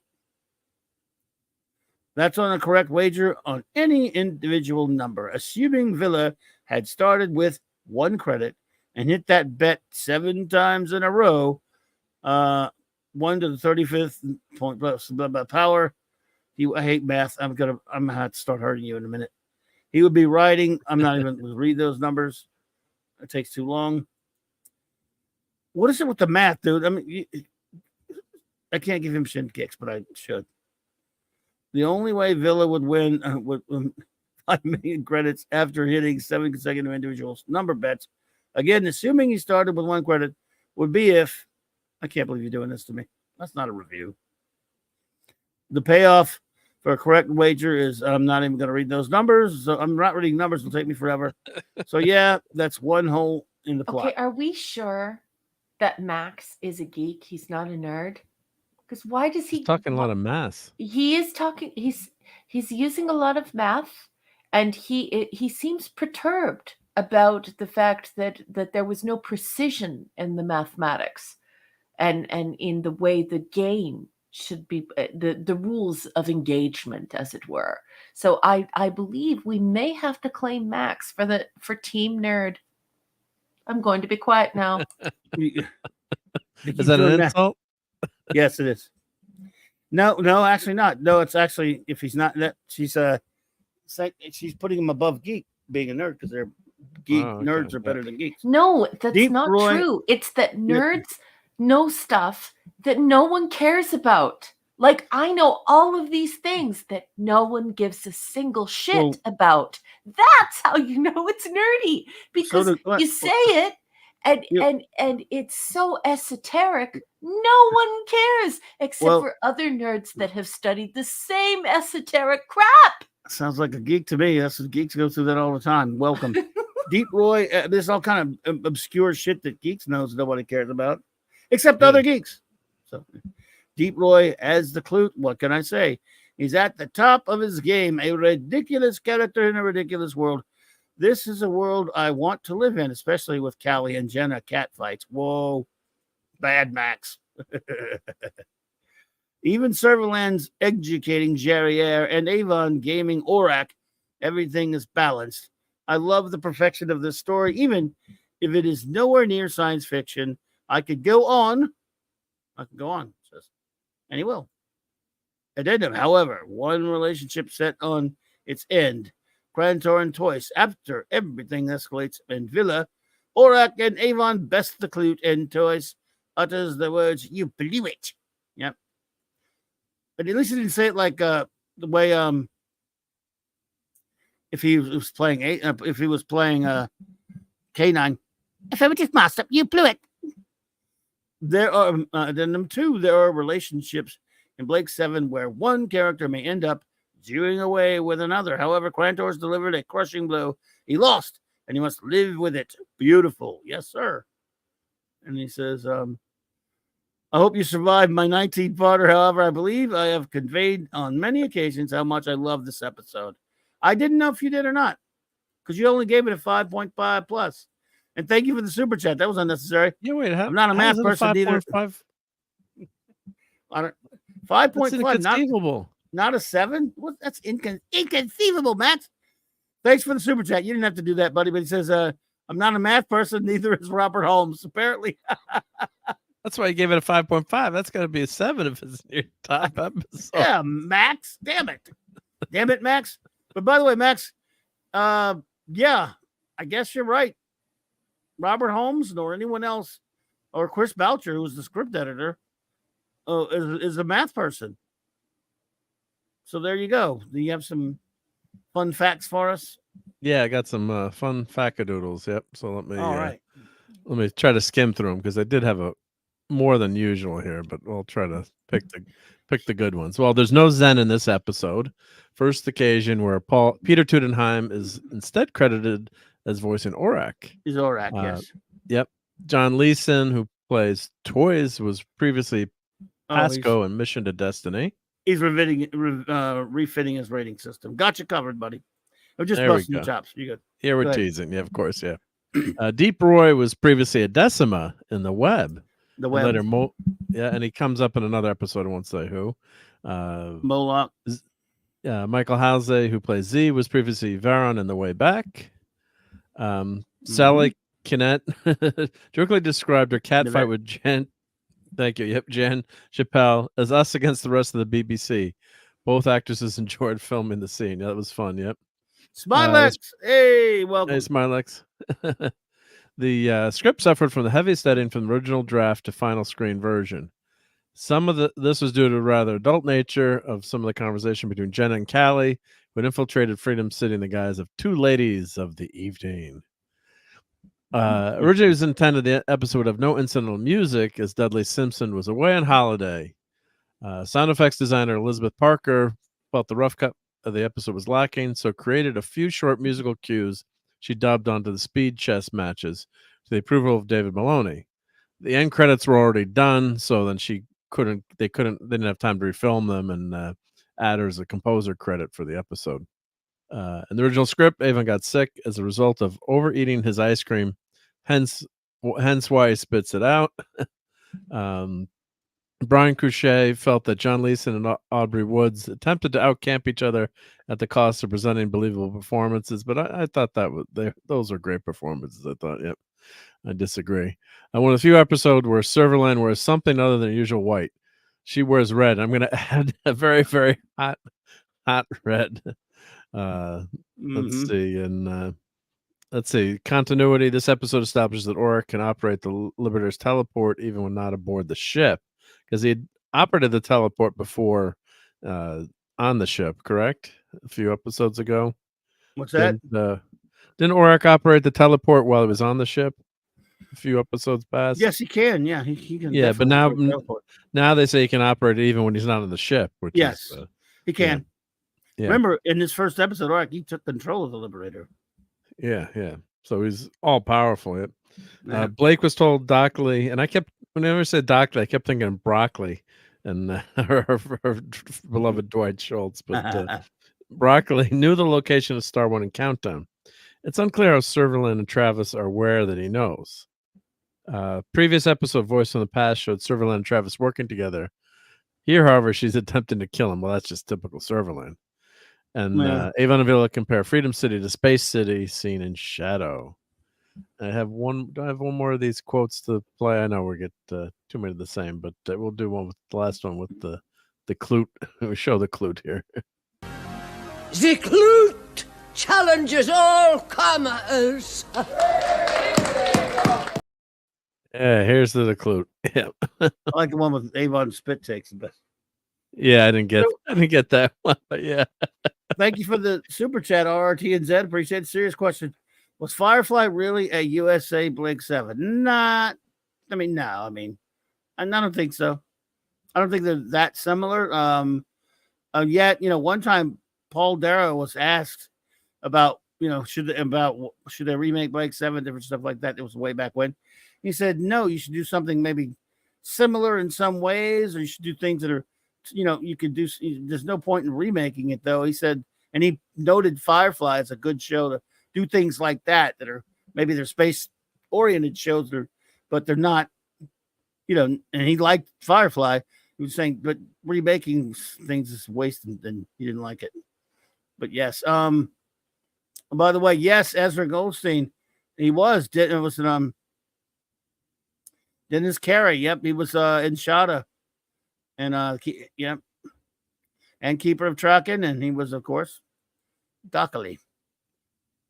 So let's see. Sometime we'll have to show our complete rankings Yes. Yeah, you can do that. Absolutely, Ravenscroft. Yeah. So I'm sorry, Mark. Go ahead. No, yeah. So this, just a great. Oh, let's see. What was the ratings on this episode? Let's show that. Yep.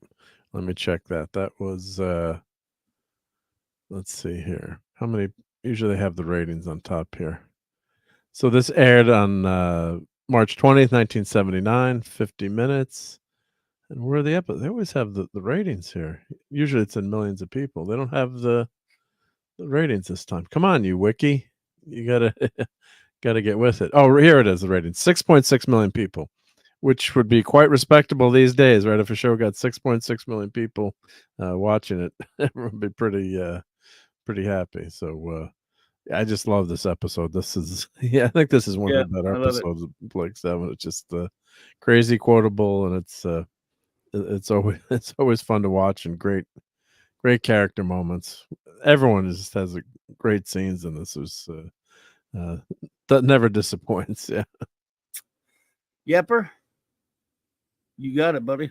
So there you go. I'm gonna go watch Cabaret tonight after this. Yeah. If you guys haven't seen Cabaret, or I've seen it live a few times, and God, that's a wild and crazy fun show. Even if you don't like musicals that much, but the Liza Minnelli version, it's actually what's the Neil, is it Neil Gray? Not Neil Gray. Joel Gray is the the ringmaster of the Yeah. And that's he's the father of Jennifer Grey from Dirty Dancing. So, yep. Gotcha. Max says you should know when shopping for cameos. Of course, I chose Andrew Robinson as Garrick. However, my other option was Deep Roy. He says he'll do anything. Oh, yeah. The cameos thing you did. By the way, thanks again for that, Max. I love it. It's on my old computer. I need to kind of dig that thing up. What's that? Oh, okay. Kolchak. Yeah, that's the show notes from the Beacons, and Michael Beacom sent me the photo from the painting, so I got to get that up too. I'll share that screen. Nice. It wasn't uploading, but I'll get it to upload. Yep. I walked by. I saw Deep Roy at a con last year. Max, it's down here, and it was a tiny nothing of a con. Sad part was Fred Williamson was right there next to him, and he said something to me, and then like a few months later, Fred Williamson was gone. All right. Well, are we done with this? I think so, right? Raquel, you had anything else to add, or? Nope. We're good. Yep.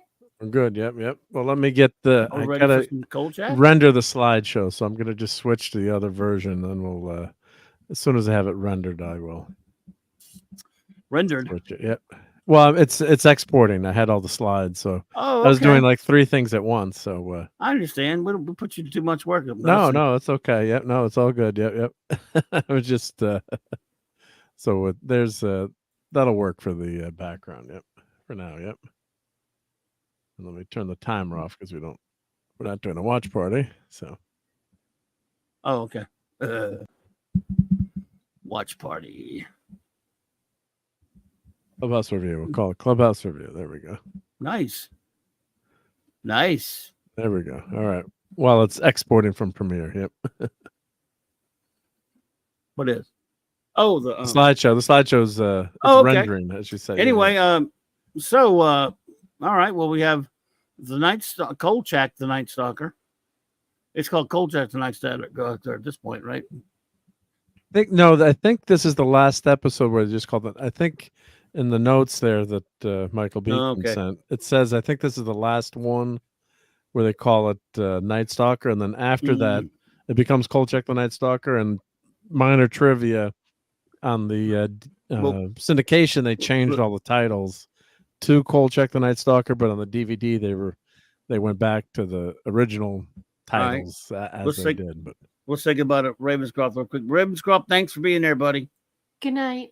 Appreciate it. He said I always hate to leave because he loves Night Kolchak, but needs must as the devil drives. Hey, quoting Rimmer and others. So off I must go. Well, good to see you, buddy. Thank you for being here. Thank you for your review.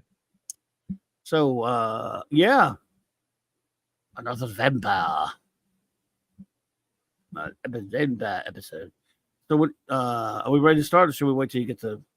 Well, just start. Yeah, just start, and then as soon as it's done, I'll just throw it in there. Yep. All right. Well, the numbers are crunching, so it's doing the maths right now. So yep, it'll be like 5 minutes. So let's just roll. Yep.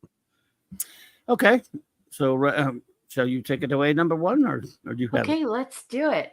All right. I'm going to be, well, first I want to thank Michael and Cassandra Beacom for sending me this marvelous scan from the book. I think it's called The Night Stalker Companion.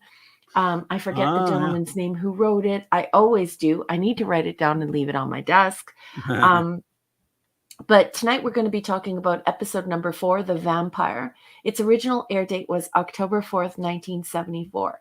The teleplay is by David Chase, and it is from a story written by Bill Stratton. So likely a short story. And it's really the best way to make television happen.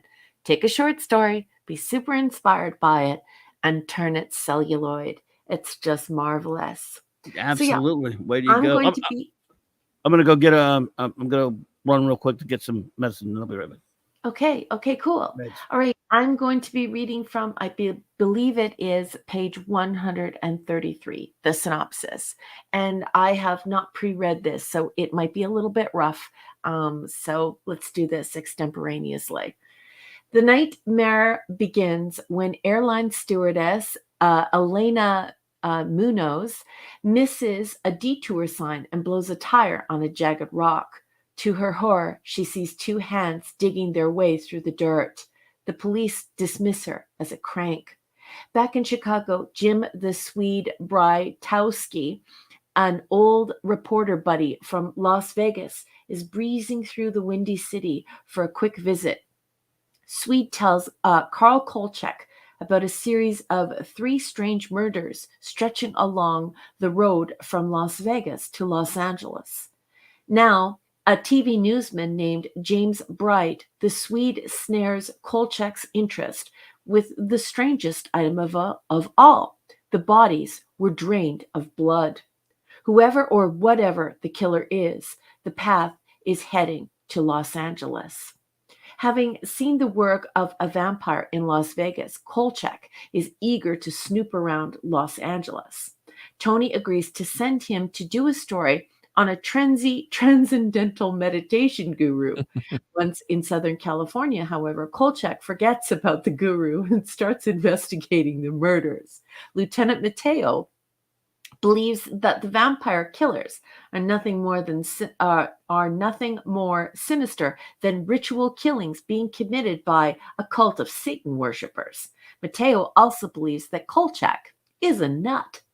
But the reporter from Chicago knows the telltale signs from Las Vegas: drained bodies, puncture marks on the victims' necks, night killings.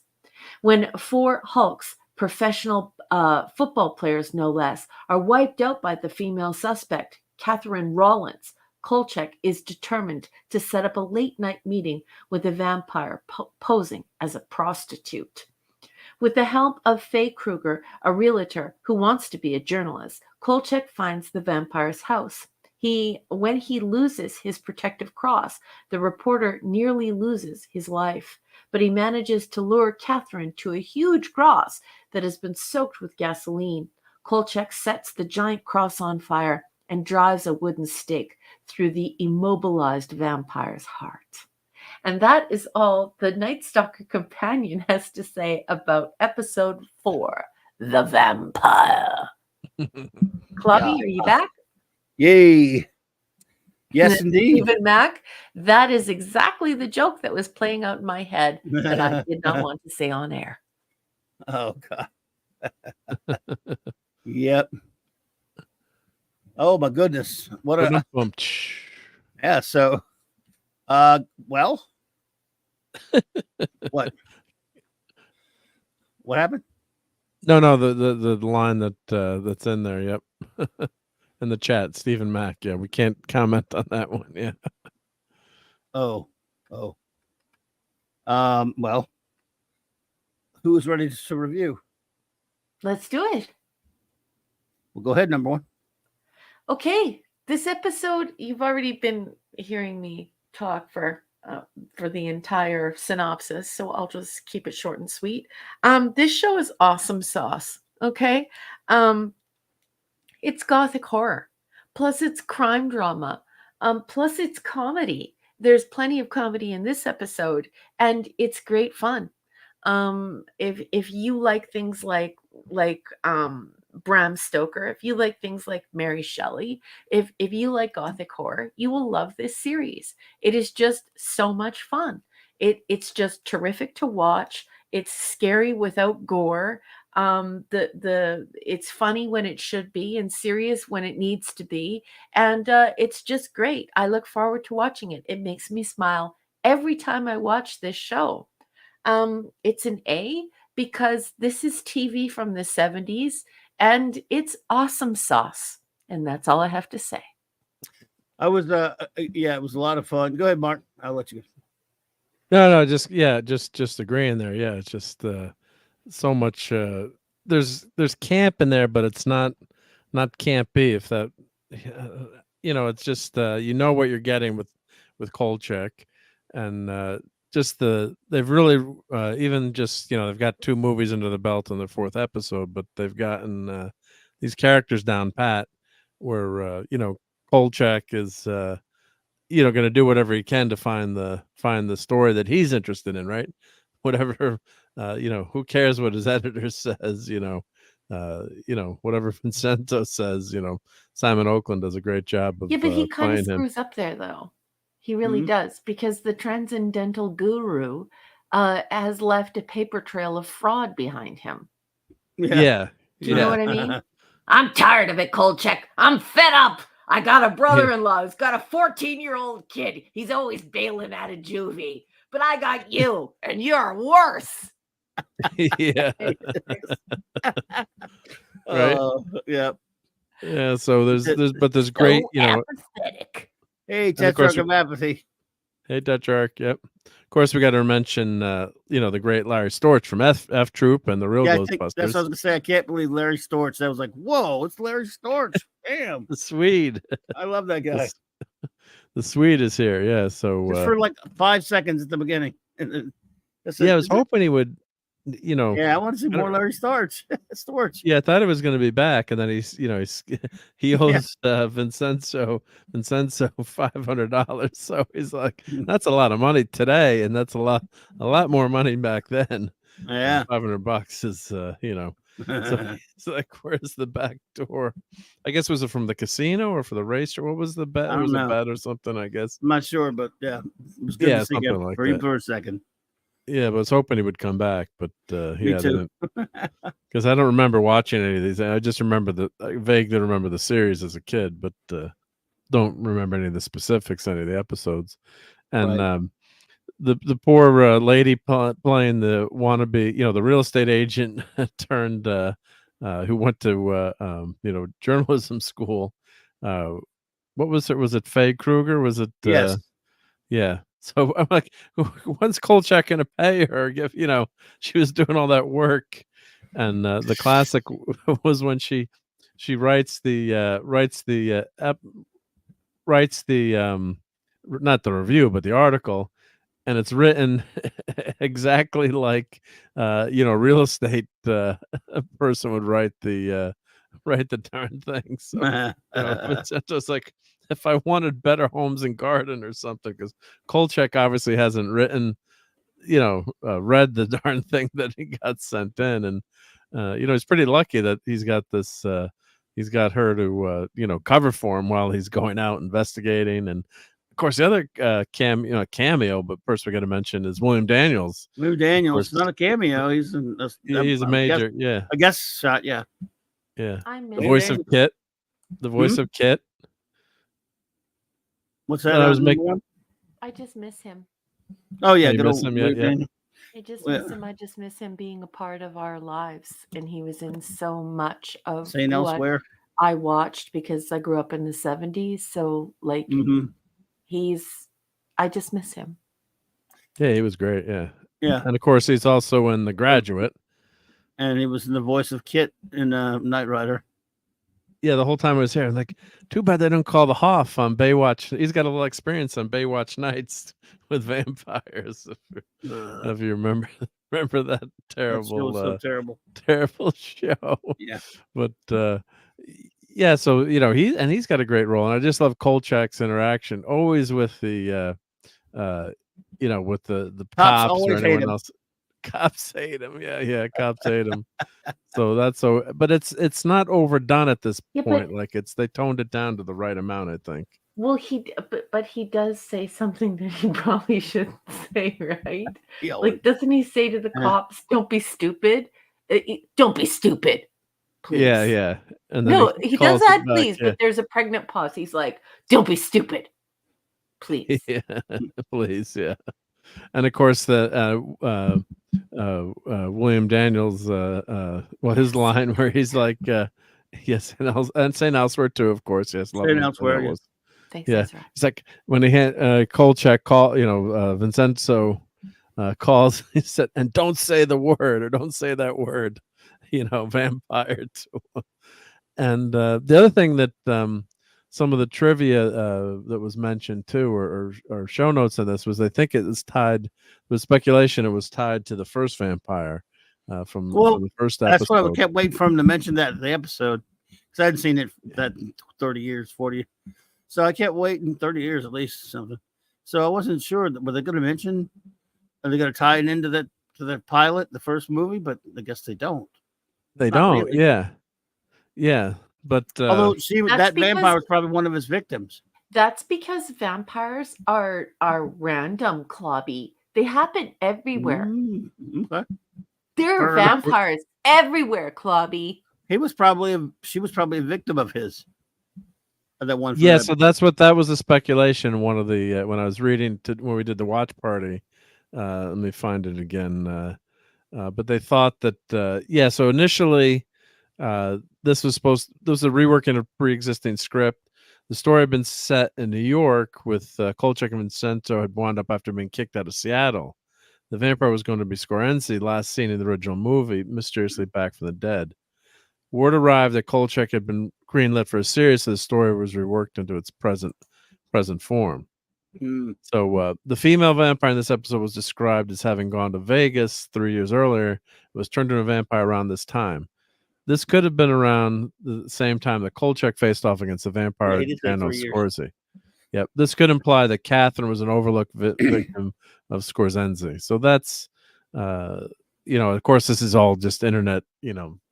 I'm like, I want to call it speculation, but it's just, it's not vetted. But that does seem to make if it's not vetted and it's just speculation, then you have to say in Cajun man voice, speculation.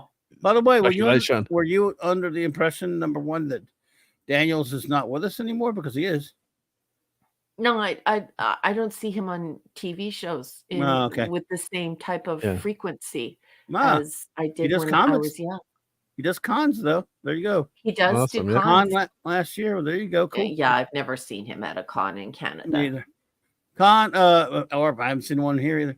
But RR, thank you for that RTNZ, because he says, how much coal could Kolchak stack if Kolchak could stack coal? Does he stack it down the back by the rack near the shack where no one gives a frack? Thank you for that super chat and that wonderful rhyme there. Hey, Captain Scribe, I know who you are. Hello. What's up? Hello. What's up, buddy? Yeah, RTNZ did that, a variant of that super chat last night in the watch party. Yep. Thank you. Thank you for that. Yeah. Oh, and then here's the note on the Night Stalker title. I was going to make the same joke RRTNZ, but yeah, and Planet Comic-Con.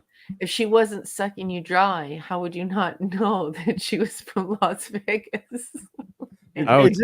Where are you ever getting your notes and stuff from? Is there a mention of the Godzilla squad from the Los Angeles Rams? Yes, there is. Yep. I'll read that too. Based on the Fearsome Foursome, right? Yes, it is. Yep. So let me. Wow, that's a funny joke reference to the Fearsome Foursome.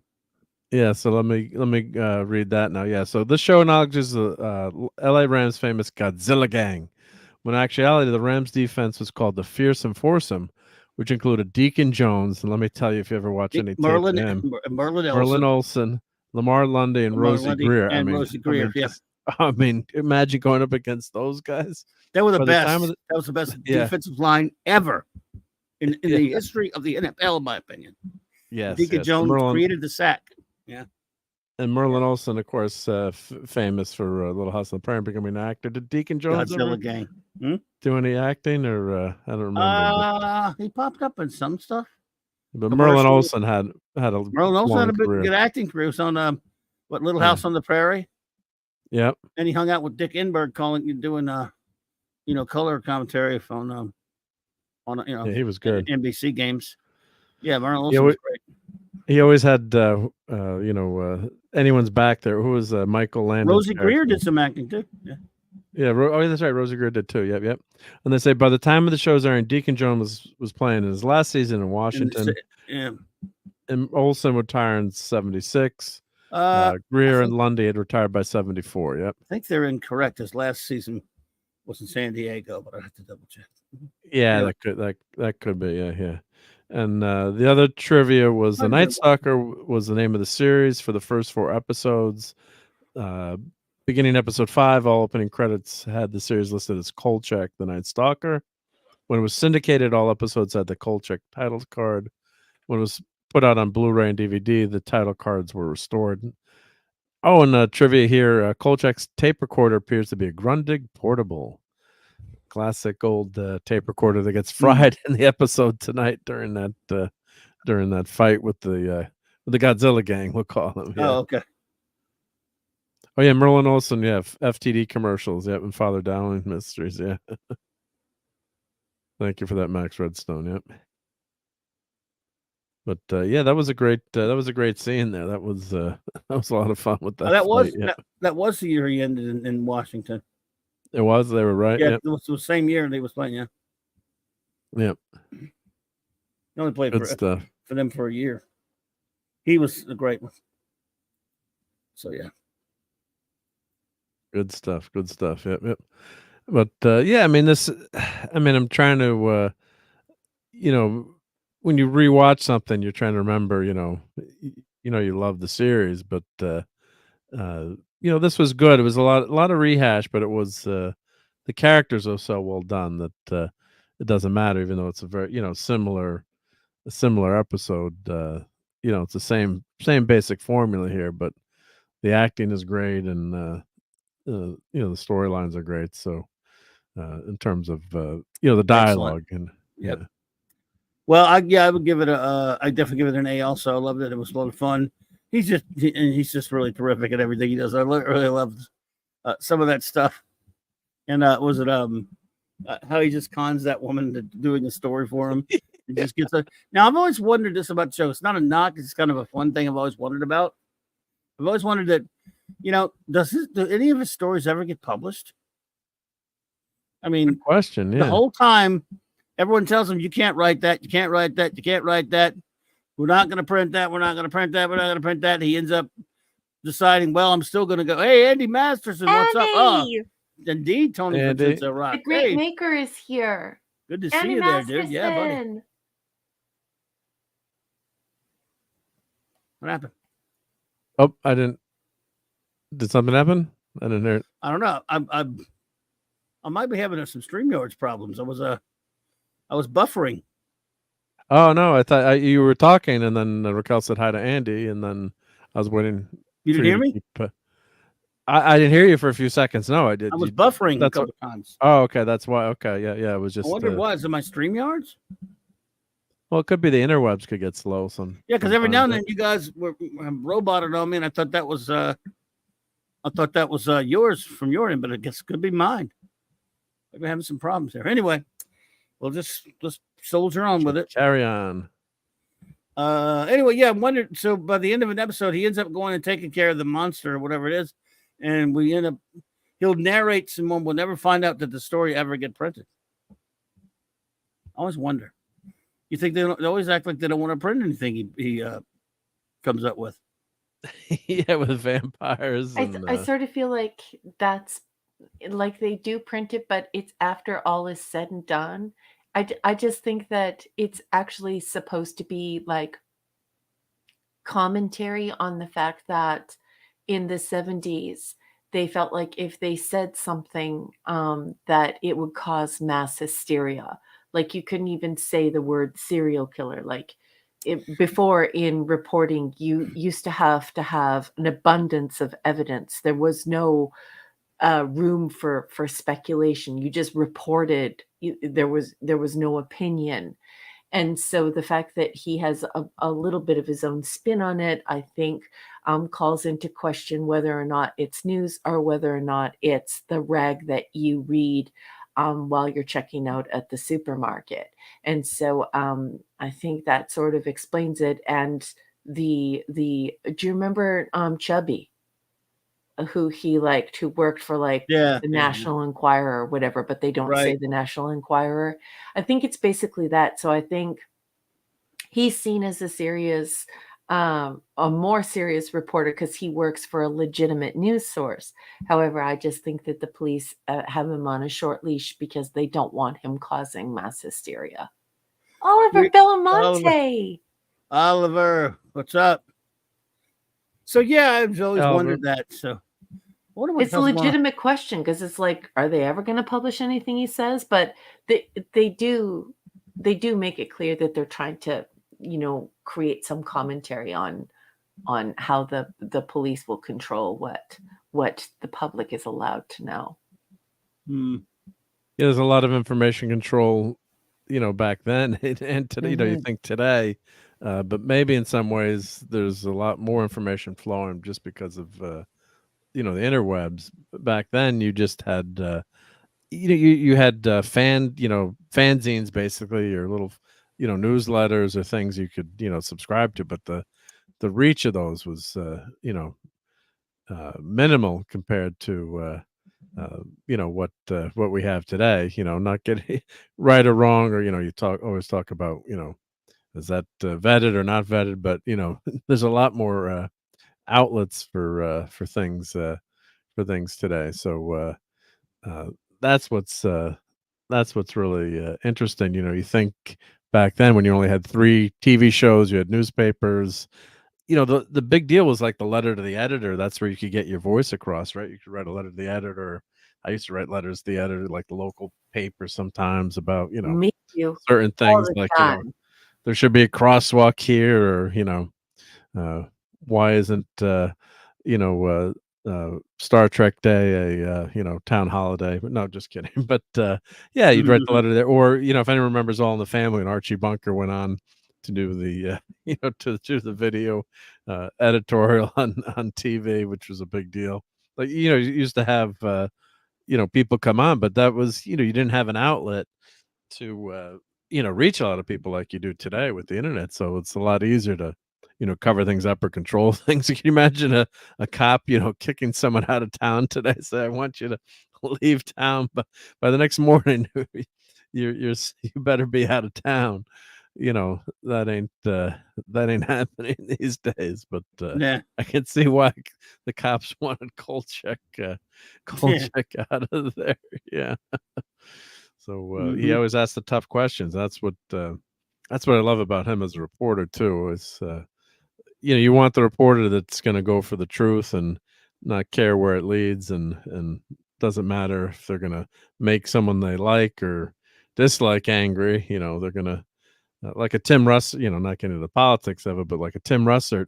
If you're going on his show, didn't matter what side you're from, you better have your story straight, because he's gonna give you the tough questions and ream you no matter who you are. So that's what I always appreciate about reporters, and this old school reporter like Kolchak. He's going, and the guy's not scared of anything, right? I mean, he No. goes to the vampire's house at night, and I'm not He's sure done why some he's done some crazy shit, yeah. Yeah, I was gonna say, I don't know why that killed the vamp. Spoiler alert. At the end, why the vampire died from the flaming, from Well, he flames drove there. the stake through her heart, didn't he? Did he get the stake in her heart, or Yes, I he wasn't most sure if he did. certainly He did, did. and Okay, he they did. showed it. I was watching it. I watched it twice. It was tough for me. Maybe my What? copy. It was tough for me to see, but yeah. What? It was I in thought front of a blazing cross. I What are thought you he talking about? when she jumped on him and she's almost chomping on him. No, Did you dude, get? they're on the hill. He lights the giant cross on fire, which Yeah, was yeah, there. yeah. It belonged to And a the cops church. saw him do it this time. The cops Oh, saw that's him. right. Yeah, yeah. And the Then when the cops end, yeah, stopped- they do yeah. see it. They do see him with it. Okay, yeah, yeah. And that's why he thinks he's gonna get arrested for murder, and then that closing statement. Yeah. The coroner said she was already dead, and that Yeah. you can't be charged for killing someone who's dead. He was mostly dead. Yeah. So the closing narration is they booked me for murder just like I thought they would, but then after 12 hours they let me go. They never did say why, but I was sitting in the office waiting for execution. I happened to see a coroner's report of a Kathleen Rollins. I quote the coroner: "The tissue structure of the individual appeared to be that of a female, species human, who had been dead at least 3 years. This is a medical conundrum for which I have no explanation." 3 years, yeah. So that's why Kolchak got off. Yeah, that's right. I just was, I don't know. I'm too much stuff going on today, but You see yeah, that that's Larry right. Storch there. So, yeah. Yeah. Well, there you go. And you rate it what? I'd give this an A. Yeah, this was a good one. Yeah, I enjoyed this, and I especially enjoyed the vampire is much better looking too. So that was good. Yep. Yes, she is. Yep. And thank you, Michael. Yeah, yeah. Oh, it wasn't the cross just scared her. Okay, yeah, yeah. I gotta get a new prescription. Oh my goodness. Well, yes, the burning cross held her down. It weakened her because, of course, it was God, and so it weakened her. So while she was in her weakened state, he was able to climb on top of her and drive a stake through her heart. And you can see it. Okay, yeah. All right. Wow. It's coming up in the slideshow. I watched it at 2 a.m. with the gang. Yep. So Michael Beacom and I are sending you shin kicks. And Michael Beacom's way bigger than me. Yeah. Oh, just don't send. I don't mind shin kicks. Just don't make me watch this in the middle of the night in in a scary situation. Yeah, with all the lights out and that whistling going and song going. So one of my friends, longtime friends, wrote a comment. Yeah, he's like, I remember watching this series with my dad, and it always scared me. You know, because when you're young kid. Yeah, I'm having some difficulty. I'm gonna jump out and jump back in. Okay. See if I can clear up. If it'll clear things or up the here. cache. Yep, yep. I don't know. Maybe I doubt it will help, but I'm gonna try it. So I'll be right back. Okay. Yep. Yep. All right. The captain will be right back. Hopefully, you're in good hands. These messages. We'll be right back. Yep. So, oh, Captain's back. Well, I don't know if that even did any good, but it can't be. It can't be you. It's got to be me because you're not hearing each other robot all the time. So no, I haven't heard anyone roboting tonight. Don't go underwater, Clobby. I hope it's I haven't not heard me. you robot. I haven't heard you robot either. So I know, but I'm hearing you guys do it. So it's something I didn't. I think when I was on with Tom earlier, I was hearing it. So something to do with my computer or StreamYards or what? Or my stream. It's got to be my computer. Not good. Not good. have you rebooted your computer lately? Monday. You did it Monday. See? Oh, I got you doing it every Monday. Good. Yep. Not every Monday, but that Monday I did, and I need to do it again. I guess I'll do it later. Hopefully, get through this. I hope it's nothing to do with the new microphone, huh? No, that shouldn't matter. No. Oh no. I'm just trying to think of something to blame it on, other than me. But you're on Wi-Fi. You're not on hardline connection. No, I'm not. Right? No, I'm not. You're on the Wi-Fi. But it's doing it again. Yeah. Every now and then I have trouble. I can't hear you both for like a couple seconds, and it comes back. Anyway, as long as you can hear Raquel, I'm not important. But as long as you can hear it's Raquel. happened with both of you. That's true, but it's happened with both of you. All right, well, go to the agony booth right now, Mark. Off. Let's soldier on. Shall we review? Go before I get out the Klingon paint sticks. We're ready to review a Star Trek comic. We are. Go All for right. it, yep. And Let it me is number turn off 2, the right? Slideshow. It is number 2. Yep. You guys, if we keep putting them off, like the first one we put off for like 2 weeks, and then the second one we put off for 2 weeks. You guys, I'm gonna forget what's in the comics. I was 10 years old when this first aired. Michael Beacom. Raquel, do you have any favorite intelligent villains in sci-fi? 5 films, Khan, Agent Smith. Yeah. I let me think about that for a minute. Let me think about that. And I'll ask the guys as well. Guys, Oliver Belamonte's question for tonight, and we can talk about it after the comic, is our favorite intelligent villains. Pick a couple. Anyway, all right. Clubby, go ahead. Yes, but we got to review the comic, the Star Trek comic first. So here we go. Then again, big hat tip and shout out to the wonderful Commander Briggs for this amazing intro for our comics review, our Star Trek comic review segment.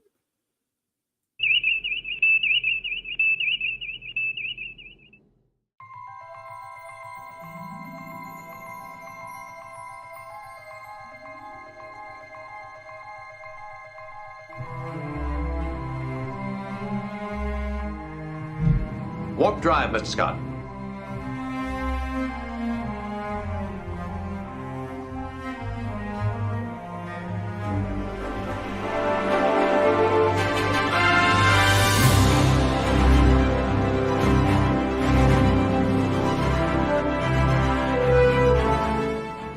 Ahead warp 1, Mr. Sulu.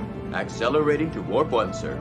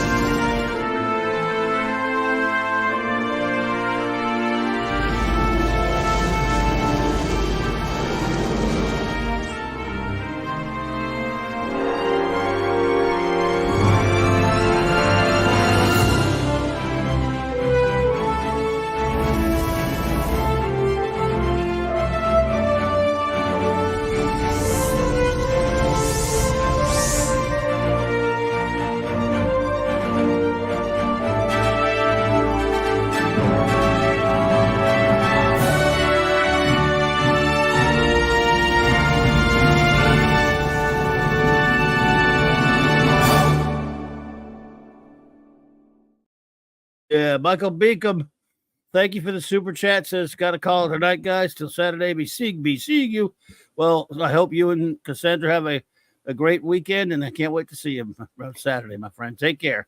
You're you're not even gonna hardly sleep. Cassandra's getting up at 4:30 in the morning. Becomes, I love you both so much. Thank you for everything you do for me.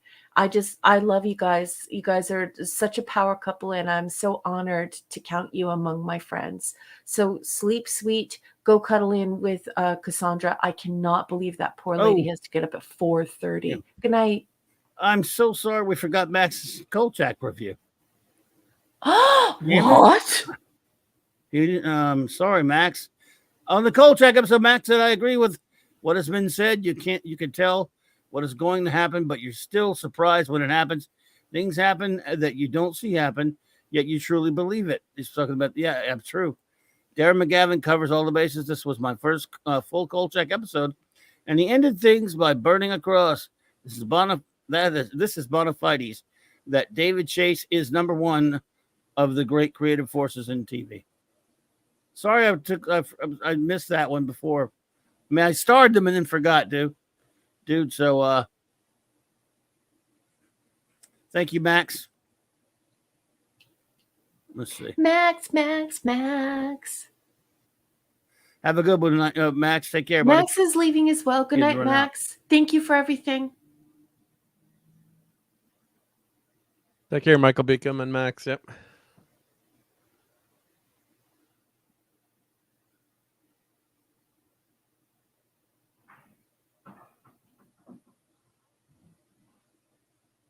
Did we lose Mike for a second, or? I think we did.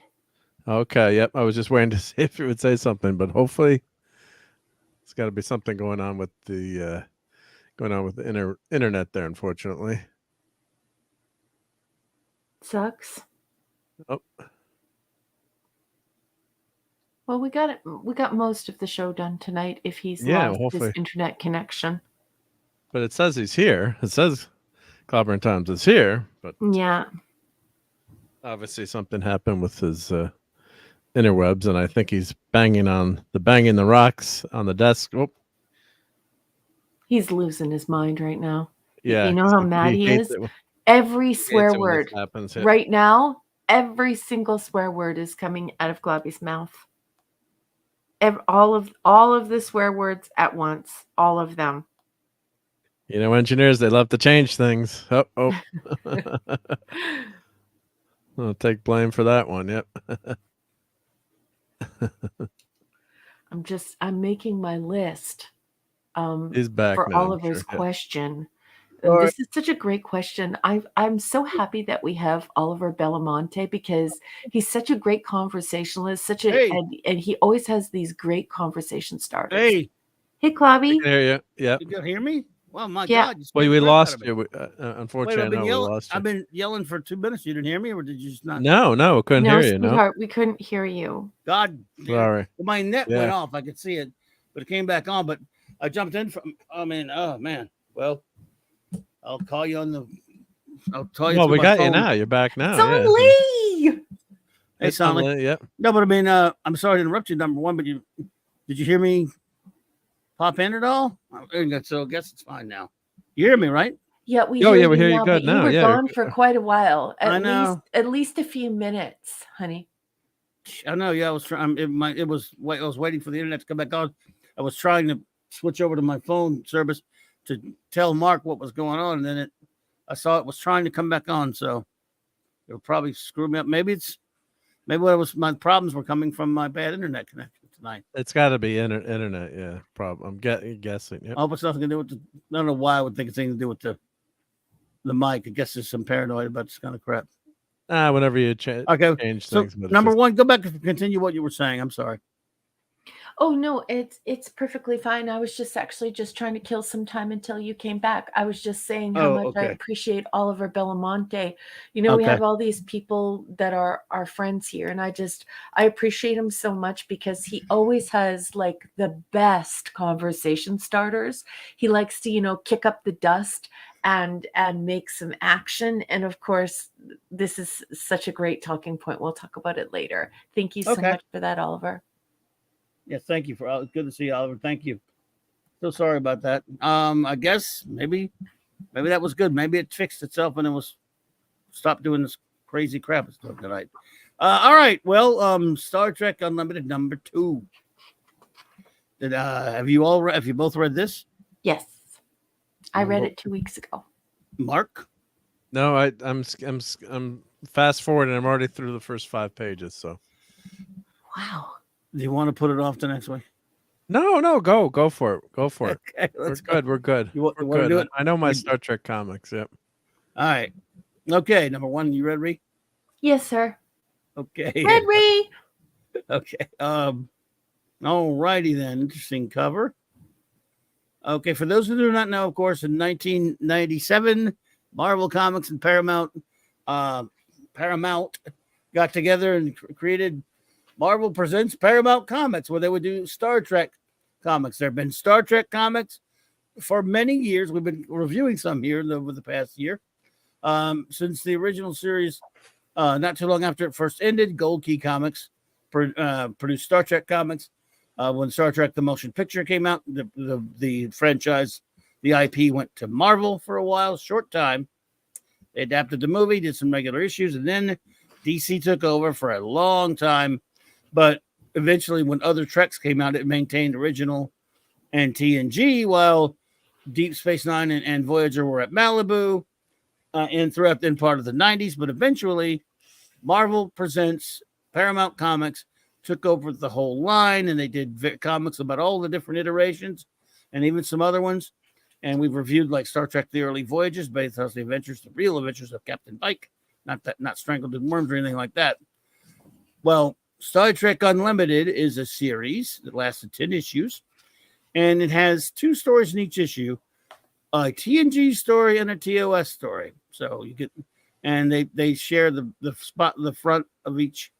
You know, they alternate the covers and the front back story. So here we go with our first story. It is a Star Trek the Original Series story called Action of the Tiger, Space, the Final Frontier. But you know the rest. Written by Dan Abnett and Ian Eddington, who we've read a lot of their comics. Penciler Mark Buckingham, inker Keith Sutherland. Kevin Summers is the colorist, Phil Felix letterer, Polly Watson assistant editor, Bobby Chase editor. Bob Harris can go harass himself. Captain's log, stardate 5973.5. Hike. I've been summoned to All right, so the Enterprise has been summoned to Starbase 6, where they and several other starships, Kirk and several other captains, are attending a high-level briefing on the finding of the Federation's recent Klingon neutral zone policy summit. On the findings of the policy summit, excuse me. It's difficult to see this thing. It's a formal affair, so I'll have to dust off my dress uniform and try to remember which set of cutlery to eat with first. Yeah. Ordinarily, I'd find this kind of politicking deadly dull, but it's a perfect opportunity to meet up again with some old friends and adversaries. So Kirk and Chikuf and some other lady, Commander Baines, let's see, are beaming on over to the ship. Buckingham, I think, he did some of his art's a little bit sloppy, some of the inking is sloppy, but there's some good stuff in it as well. Not necessarily the first couple of pages. Likenesses I'm not liking here, especially with the some of it's a little bit study. Yeah, it's pretty rough. The ships look good. It doesn't look bad, but it looks bad. But like, to me, as a total novice, like, this looks so rough, like not rough, rushed. It is rushed. That's a good word for it. So rushed. They are always rushed, and they always had deadlines, and that's why, Buckingham was always someone, was not bad with deadlines, but I've seen way worse in Trek comics. I mean, way worse. But this is not great stuff. It's not good. Yeah. See, there's some shots that look okay, some stuff, and then there's this, and then there's this. Are you seeing my mouse? Yep. Yes. The coloring on your version again this week is much better than mine. Mine is off of the CD. The CD's got some very dingy colors now. Yeah. I just don't like these scans. They could scan these better. Like some of the comics, this site scans very well. Anyway, so they're talking about Commodore. They're going to be Commodore Stone. They reference court martial. I feel very uncomfortable this dress uniform. I've not worn it for a while. It must have shrunk. Anyway. And then, my clothes always shrink in the closet too. Yeah, mine do that too. I don't know but I do like many M&Ms. Maybe they help uniforms shrink. Yeah. So here we go. Klingons. Beating it Klingons, though. These are original series Klingons. Yep. Again, some of this is sloppy.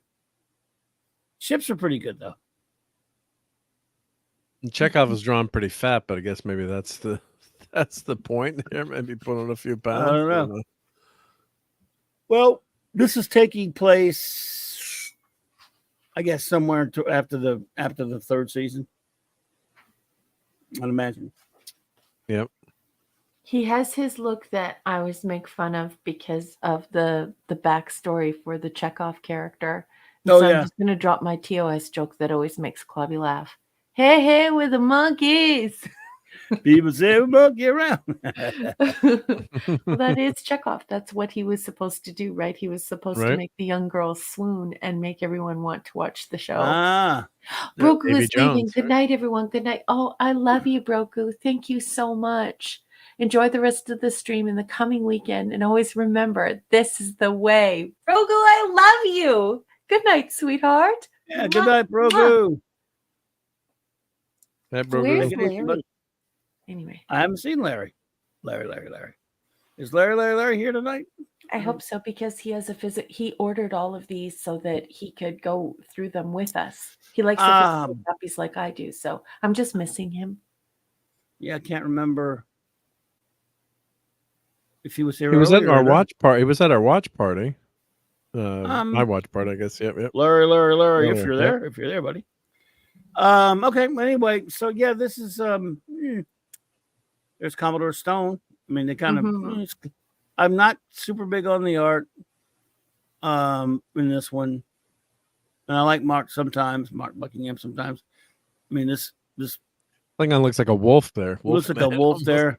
Yeah, Well, he looks ridiculous. They're trying to make them look closer to the later Klingons in a sense, but not quite. Yeah. Yeah, without the ridges. Yeah. Yeah, there's the almost from this angle, the Enterprise almost looks closer to the refit, which was a mistake. Yeah, not well. Again, Sulu looks right. Some of this is okay. I don't know. That's a better page there, I thought. Yeah. This is Commander Look at that Kohler. helmet head. Her hair is hysterical. Yeah. Yep. A plastic hair. Boy. Yeah. It looks like Lego hair. Yeah. Some of this is all right. They're basically being held captive by Klingons. It's not My much of a God, sign. that's a scary graphic. This here? No, the thing below it. Don't look. The ghost? Thanks. CD-ROMs have never been this cool, Raquel. Oh boy, remember CD? Get your brain into the action, yeah. Yeah. Before the interwebs. Yeah. That must be R.L. Stein inspired, I guess. Yeah. So, Captain, I've been thinking this is all wrong. It would take more than just a single Klingon to just. I don't know. This story really didn't grab me much. No, it's was a just- very weak story. Yeah, it's just they take over the space station. Kirk's old buddy They do. and him. They decide to go die hard on the Klingons. Hey, and Brie Larson is in this one. Huh? Oh, she is, yeah? Yeah, Brie Larson's in this comic. You didn't know that? No. I didn't know it. Oh, wait, it's in one more page. Okay. Look, there she is. Oh, she looks cute there. I thought that was the best look. Slightly Those snotty chicks. and bitch-faced. Yeah, She's a redhead there, though, isn't she? that's Not not really. red. My God, dude, you have to go to the Colorblind. doctor. You're colorblind. She's obviously a blonde. You get and my it's even scan- kind of green. On my scan, it's like an orangish kind of red. No, But, dude. No, dude. No, you are broken. Your eyes are broken. Your brain, the part of your brain that processes color, is busticated. Well, I always You need a wanna see full redheads. rewiring. I always want to see redheads wherever I go. Yeah. No. The coloring Anyways, looks a little bit different on mine, but yeah. Look at her face up close. Slightly bitch Yes, face. Yeah, okay. She He's has got a resting different- bitch face. She looks really upset about something. Anyway, and she's first op. These are first officers. This scene's pretty good. He says, when Spock, here we go.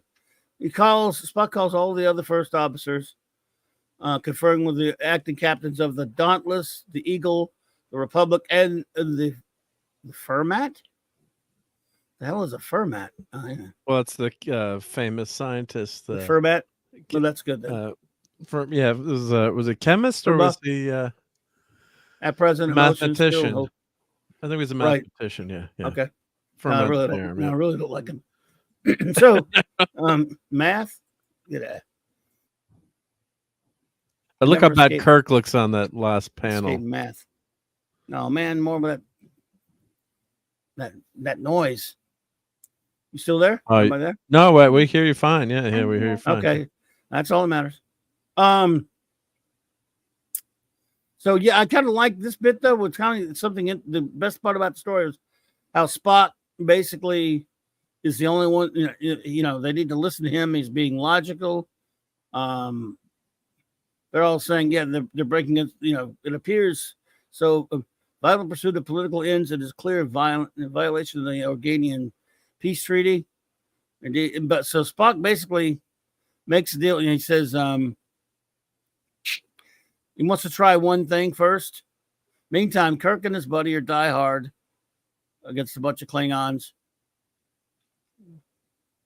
and they fight Klingons because Kirk would fight Klingons, and then they fight more Klingons. It's kind of whatever.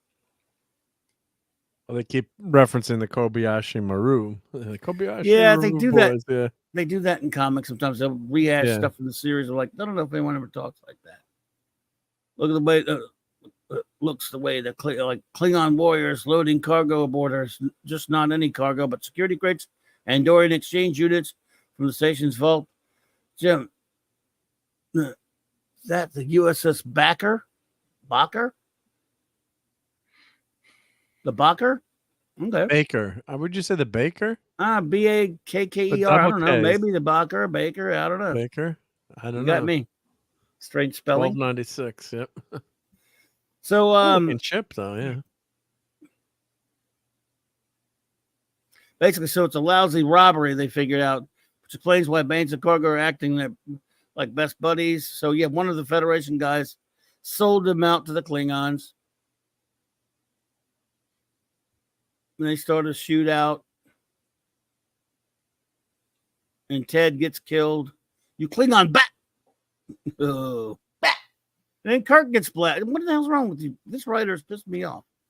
Kirk would not get his ass shot down by Klingons. Screw you. No.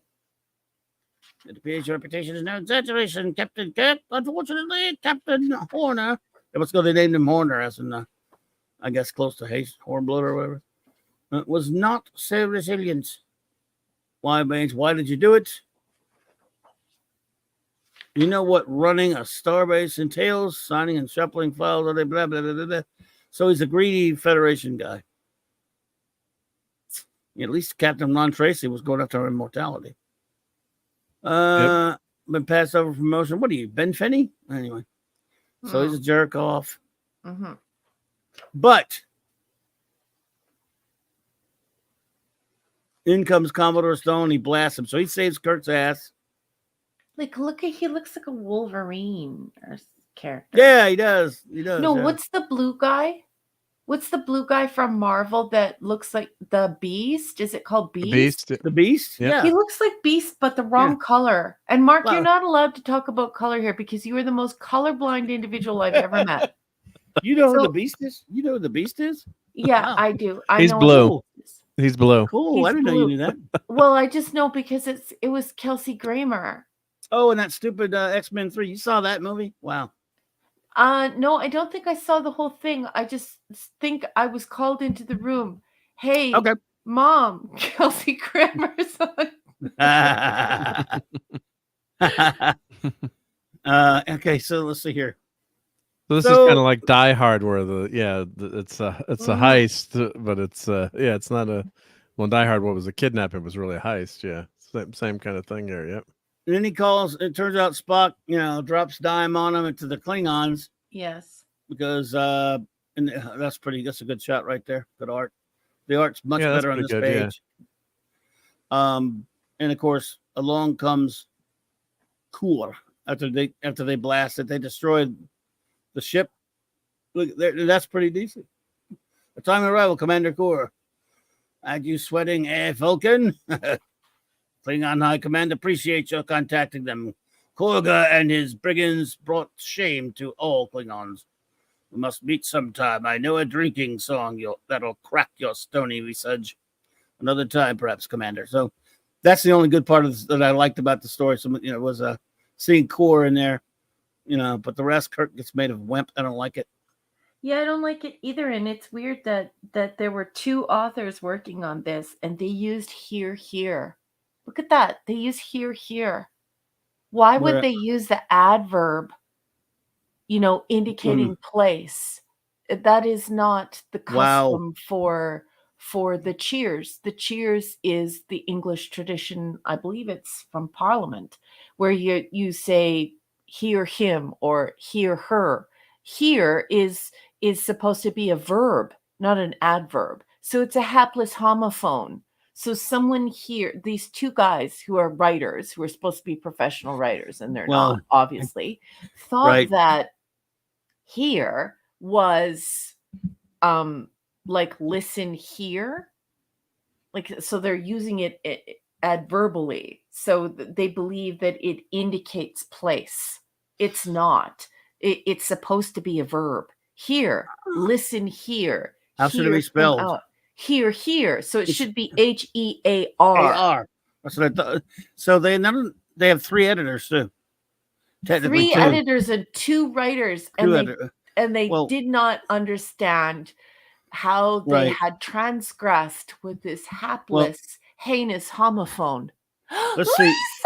Lisa! Hey, Lisa. Wait, first of all, it goes through those 2 writers, then the letterer didn't catch it. No the one. assistant editor, the normal editor, and then the idiot editor in chief. He never looked. So, oh well. Mhm. Yeah, So but they didn't have here, spell check in back this case, HERE is used adverbally to indicate place. But if you want to say to someone, let's say Clubby says, all STD sucks, and I yell, here. I'm not yelling in this place. Yes, you're I'm saying yelling, here, like listen hearing. to Clubby, listen to Clubby. Right. There you go. Don't Here, reach here. for an adverb when you should be reaching for a verb.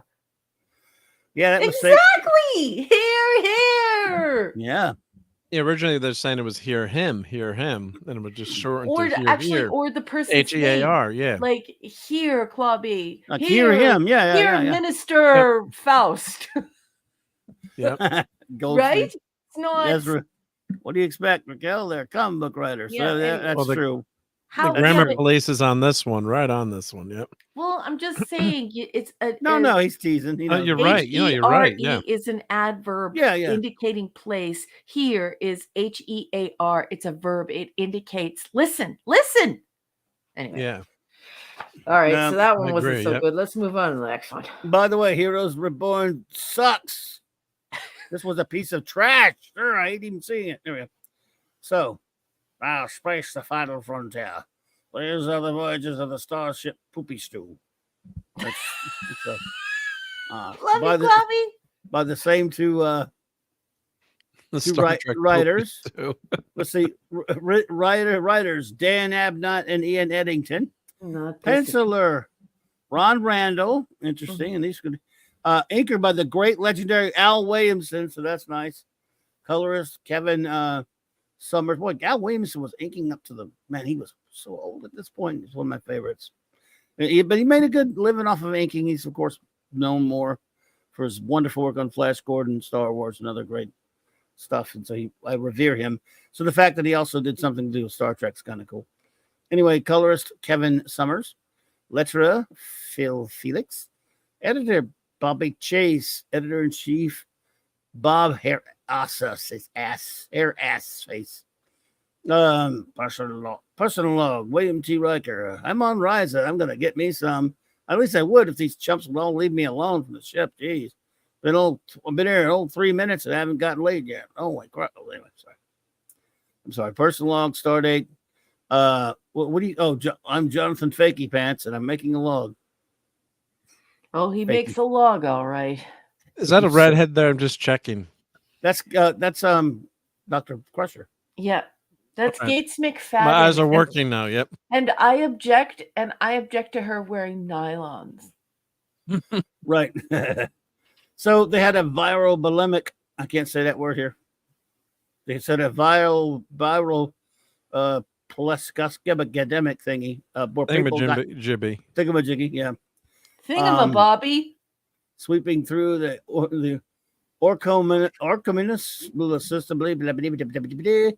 The captain, they suggested that the captain, they deserve a little R&R. We didn't know what that means, so we decided to take a vacation. All right. Consequently, the captain has granted everyone to get their asses off the ship and leave them there because he doesn't like anybody. Leave me alone. Let me have the ship to myself, number one. You're all annoying. 48-hour furlough on the resort planet of Ryza.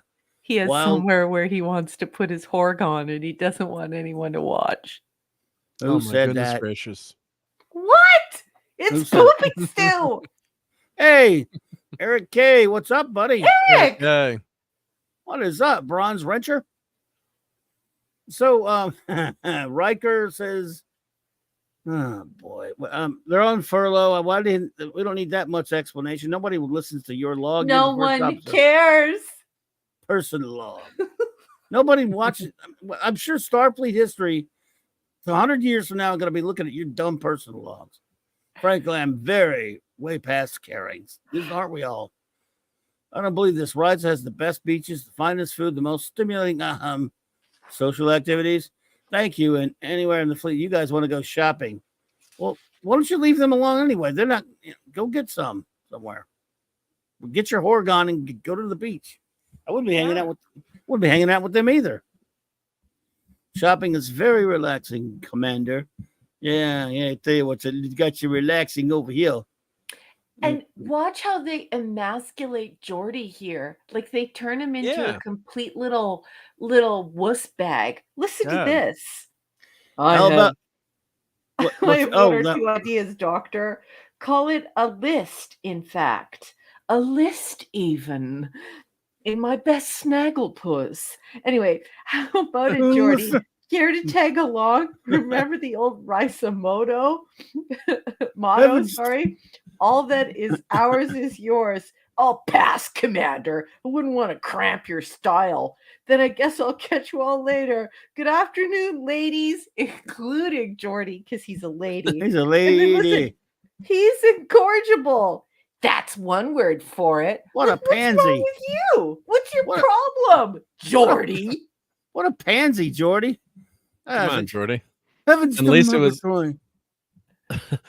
was asking about does number one always wear some sexy shirts, and yes. What was the episode where he had to dress up and he was like Angel One. Servant? Angel. Oh, God, yeah. Angel he was a boy toy. Where we have to see his chest hair and gag a little. Yeah. So Riker, dude. Oh, there he meets some weirdo looking chicks, including a Durlin, I guess. No Talaxians, I hope. Commander, yeah, no. Oh no, kill me now, because here comes what's his face? Mott, the barber. That was kind of funny. And Barkley. That's cool. The whole story is about him, though. I Mott? know. Mr. Mott? Oh, God. This was at least funny. I thought it was amusing. The art's pretty good. Let's see, but it's just you take it up with Mr. What was it? He's pissed. Oh, he wants to open up a Klingon barber shop somewhere. Good. Go open it up. Okay, bye. Yeah, bye. And so anyway, back on the Enterprise where nothing is happening. Data and Worf, Mr. Personality 1 and 2 are really, really kicking it. Data saying, I cannot help but notice your demeanor. You're even bigger sourpuss now than you were earlier. I was like, now you prefer to go down to the surface with the others? I would prefer to get on with our work at hand. The delights offered by Ryza are not my idea of a good time. They don't even have any paint sticks. Klingons do not allow themselves to be Horgoned. On Ryza. Yeah, especially not probed on Ryza. You don't want to be probed with a Horgon. No, it's a you little don't. wide.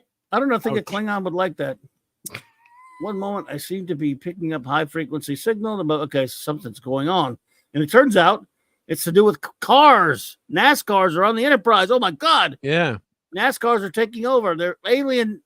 Oh, I'm sorry. I was the wrong page. NASCAR that left is NASCAR, right? Is just ads. Models, yeah. Well, that's cool, yeah. I love seeing the ads. I said NASCAR sucks compared to Formula One. NASCAR just driving around in a circle. Get out of here. Just lost all our Southern fans. Until racing is like it is on. Until racing is like it is on Speed Racer, I don't ever watch any of it. I'm just kidding. I actually don't care about any sports at all. That's a sport? No, anyway. So there's a big explosion. Explosion! But Picard didn't hear it because he's in his room. Oh, to be or not to be, I'm so important. I'm boring myself to sleep. But it is nobler into mind to read silly books in my quarters instead of getting laid with a Horgon. Oh, never mind. Make it. They're all down there getting laid. I'll show them by reading a book in my quarters. I don't need to have any fun. Fun is for people with hair. He has to call a meeting if he wants to have fun. Yes, conference. Anyway, hey, Captain, there was a big explosion down there. Oh, explosions. I don't care about that. What? Oh, I mean, sorry, yes. Heavens to Murgatroyd. There's an explosion.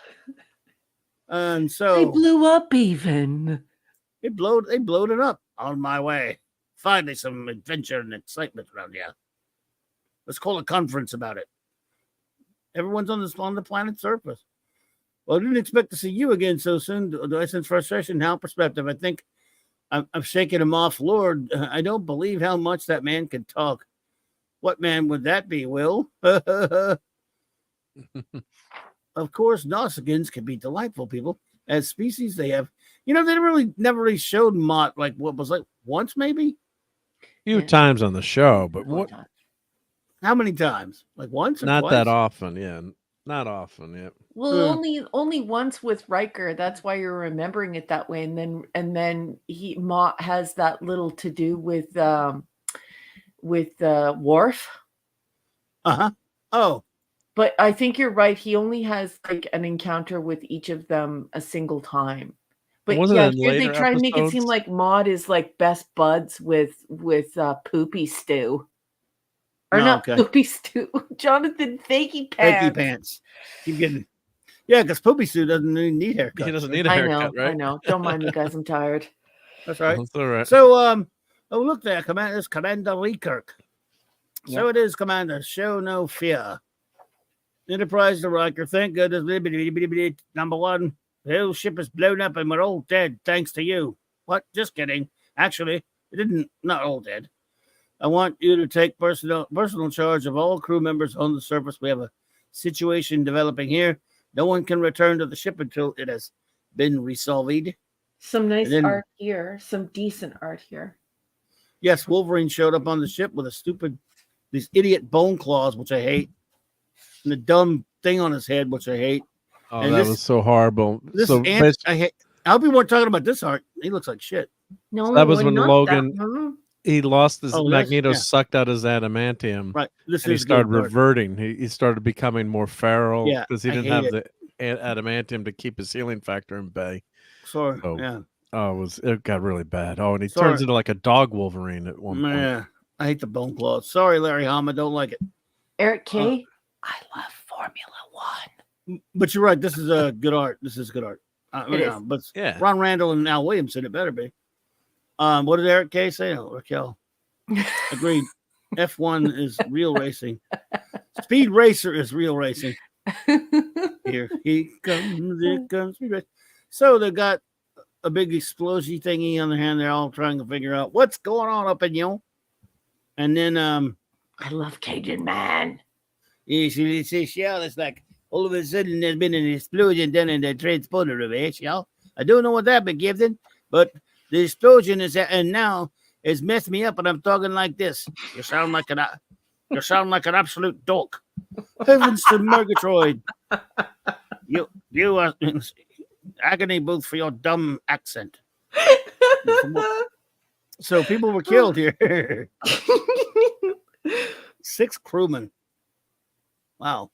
So this, yeah. Anyway, again, this is actually I'm joke, and it's good art, and it's actually an interesting idea. I think it would make you could make an interesting episode out of this because it's got this dude stealthily on. I mean, he's causing explosions, and everyone's stuck down on the damn planet.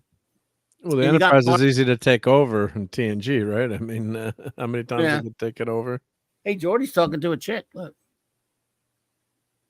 No way. Yeah. And this guy. Is she a hologram? Probably. Captain's log supplemental. Several hours have now passed, and there have been no signs of the intruder, although his handiwork is all too apparent. Systems have been sabotaged or booby-trapped, and a self-replicating virus has been introduced into the engineering computer, effectively preventing us from... Clubby said boobies. I did not. I did not. I said booby-trap. Boobies. Anyway. So they're trying to find out what this dude, what's going on with this thing yet. Blah, blah, blah, blah, blah. Oh, there's an opportunity for you to make a cool noise coming up, please. What, how, who, what, when? The Fazark. I wanted you to do the Fazark for me when we get to it. The who? Oh, okay. Fazark. When we get there. All right, let's see. I have cross-referenced these results with the crew rosters and have come up with an anomalous reading. Respiratory activity in the part of the ship that should be empty. So, anyway, data finds pretty good. And the one thing that I like is they explain why you can't get a shuttlecraft on or another ship on. Although you think that a shuttlecraft could go up and could dock at one of the other ports on the Enterprise, but Mr. Mops Bulber Shop. Ready on my marks. So they bust in there and they're having a dead man, another dead man, and he wasn't even wearing red because dead men wear gold on this show. But you didn't even do the Fazark. Where? Oh, right there. Fazark. I don't know. Perfect. I love you. Perfect. I love you. Well, in that case, now I have to do Zash. Vazash. Ooh, that's very good. And Zash and Vash. Sorry. Like totally accurate. Very accurate.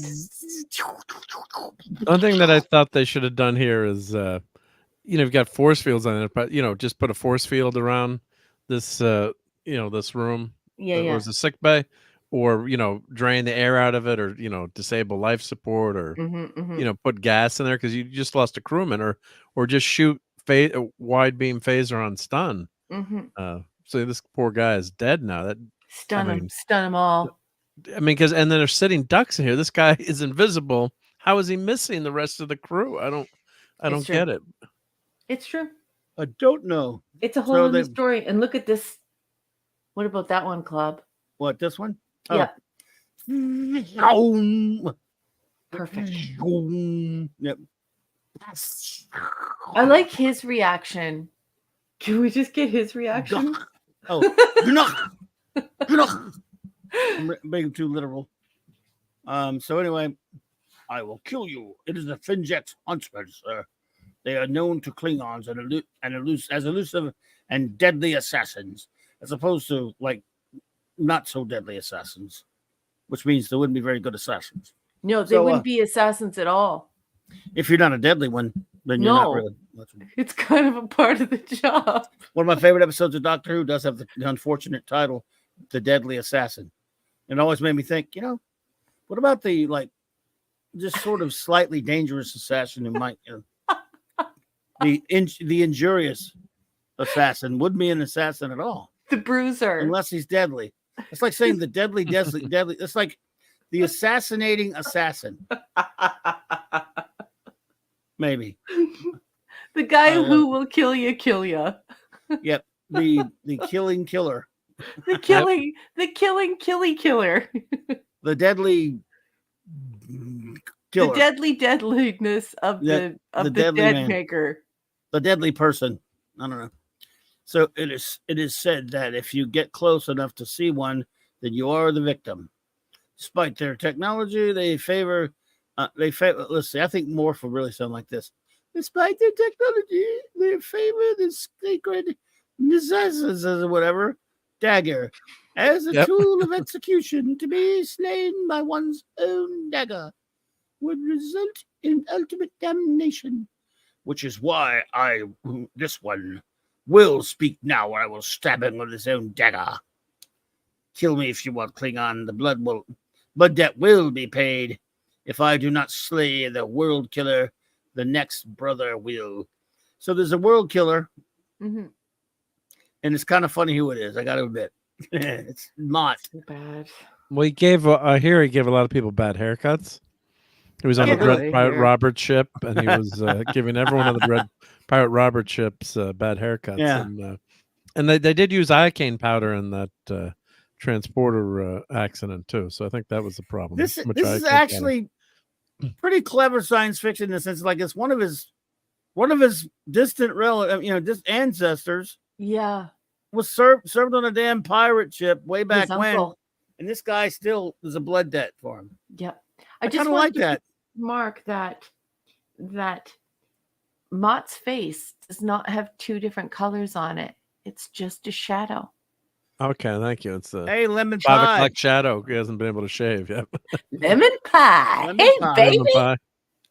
So you know what? Say what you want. I kind of thought that was a fascinating idea. It is a good Yeah, idea. it's pretty cool. Actually, the second story in this one, the TNG story, is actually Pretty good. better than the first one. Yeah, better art too. He said, Yeah, way better art. Actually, because he's always telling these stories. And my great uncle Toll, rest his soul, was captured by pirates many years ago. He was a barber like me, and they spared his life in return for his services. For 20 years, he was enslaved to them, and he only escaped when they were finally caught and destroyed. Those pirates went to their graves with the best kept hair in the Federation. It's true. Those tales your pirate uncle you've been telling since you joined the crew. All of them, I'm afraid. Because so basically, take it easy now, Mr. Mott. According to the captain, these Finns have been hired to execute the long-term reputation. Okay, this is what I was looking for. They claim you had a relative who served on a pirate vessel which plundered and destroyed a number of colonies. Now, the descendants of the victims are seeking vengeance on the blood relatives of the entire pirate crew. This is ludicrous. Yeah, so that's what it was. Pretty cool. I see number one. I think it is. I think it's a nice idea.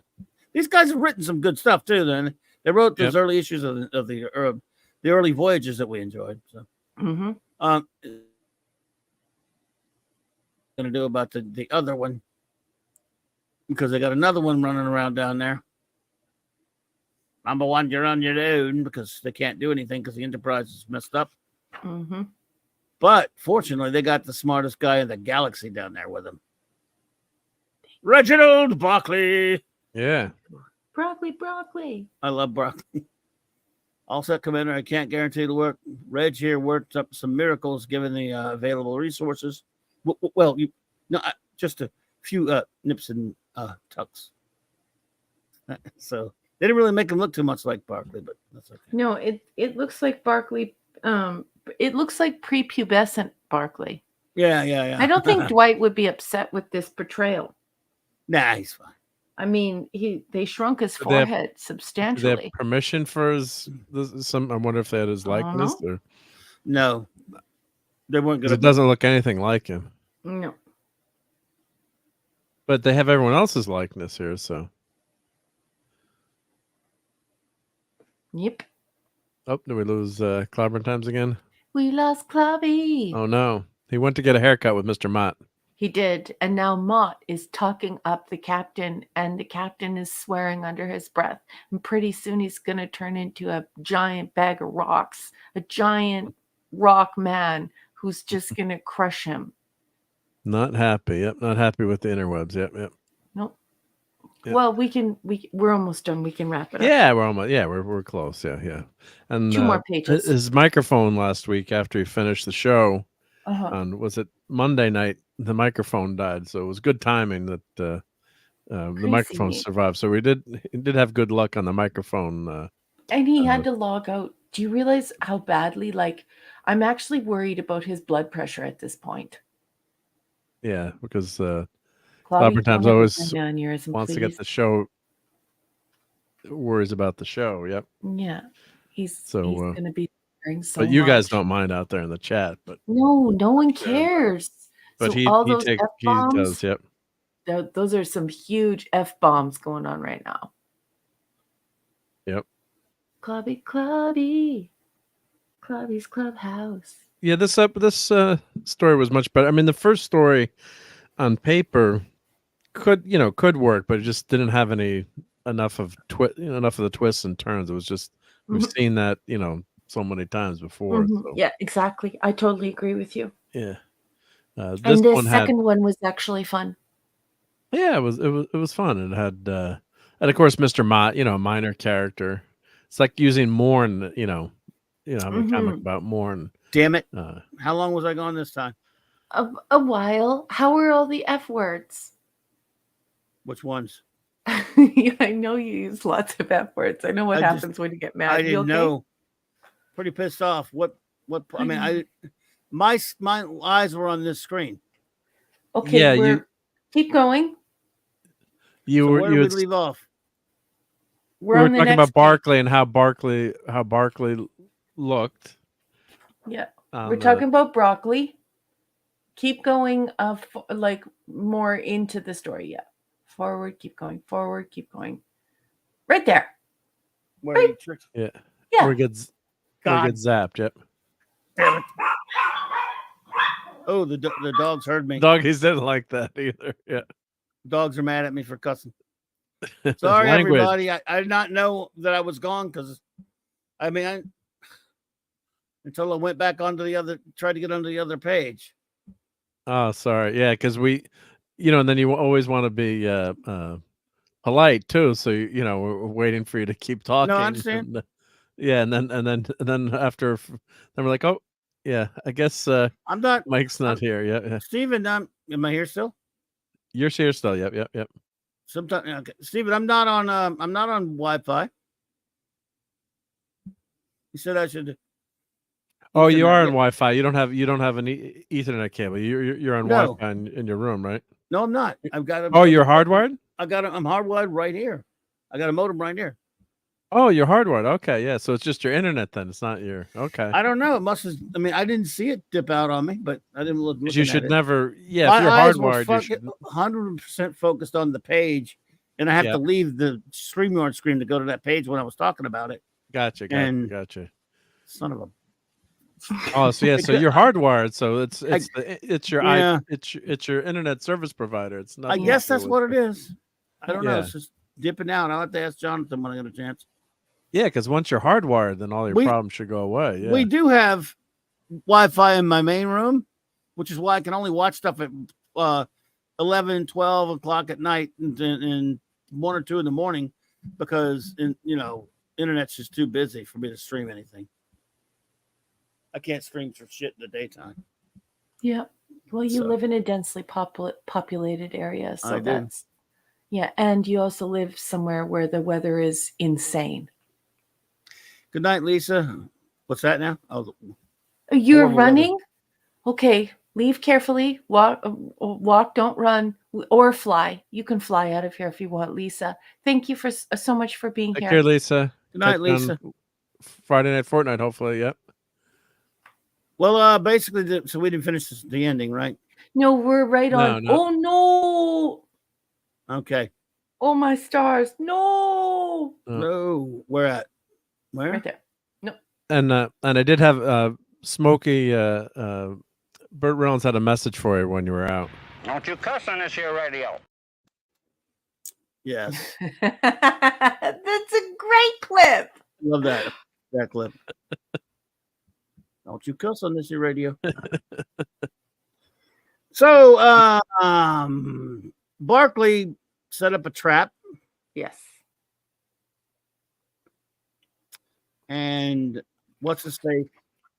This bad guy fell right into it. Yep, because Broccoli is a genius. Yep. And then Riker tackles Fatty. And they said he one punches him.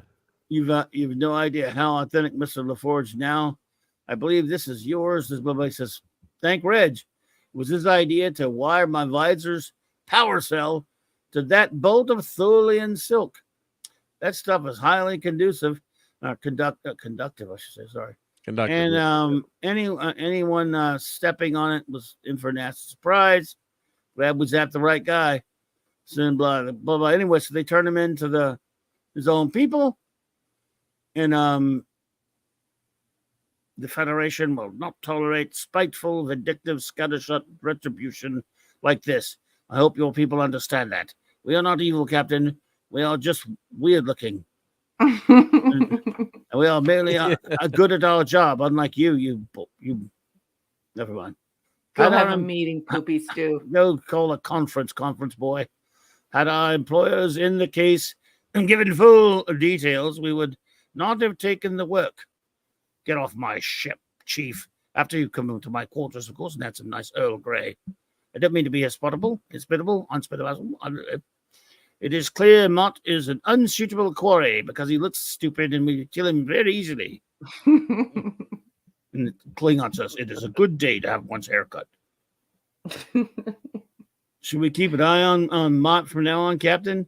In case that RAQUEL family gene resurfaces? I think we're safe, number one. Mr. Mott may be a little trying, a little annoying little shit at times, but there's no reason anyone should want him dead except for everyone on the entire ship. Oh, yes. And on the Excalibur and everyone on Starbase 21 through 35 and all the deep space stations. And in fact, everyone, come to think of it, everyone wants Mott dead. What are we doing? We could have had him killed. But no, you had to save his ass. Number one, you're fired. Anyway, Bugs Worf about a barbershop, and Worf says, I can't wait to kill this little bastard. He wants them to open up a Supercuts. He does. Yes. Klingon homeworld, yeah. And there we have it. Another Star Trek comic review. Sorry about all the internet problems, my friends. That's okay. We're wrapping up anyway. Yeah, we're about to head out of here. Hopefully things will be better in the morning. I did have something that I wanted to show you all before we Go for it. I sent a picture to Mark because I didn't have time to convert it to a PDF. We were already on air and Mark was doing other things. Mark, did you manage to get that? Well, I had the Beacons. Oh, and the Beacons. Oh, we should have shown that picture while they were here. Oh, Michael should have, and I forgot. It's okay. I read from it. Yeah, no, but we'll show make a mental note to show this picture when the Beacons are here, but we'll show it now as well. Let me how do I make this full screen here?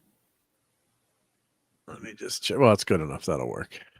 So here's the picture, and then let me read what Michael Max sent here. Good one, Max. Go ahead, sorry. Yep. All good. Yep. Let me. They changed. Stupid PDF. They changed everything, so it's engineers. Yeah, they love to change things. Yeah. There we go. But they messed everything up here. And there used to be like a full screen. There is a full screen view, but I don't know where it is, where it's hiding right now. But so this, and Michael had sent. Let me read what he wrote. Gorgeous. John and Bijo had a booth at a convention right next to ours for the Midwestern Costumers Guild. Yes, before the word cosplay was a thing, Cassandra and I used to play dress up, and I'm assuming Michael is fine with me reading this, because he talked about this. Sometimes even in costume calls. Sorry, I couldn't resist. All convention long, Cassandra was admiring this painting in the Trimble stall. It was not sold by the end of the con, and Bijo, who had been noting Cassandra's interest in it, asked if she would like it. Cass tried to say yes so fast. Tried not to say yes so fast as to seem greedy. Yeah, with someone off, this is the early 90s, and we've had it ever since. So that was I get now. Was this done by Bijo Trimble? Was this? I guess it was in there. Was this?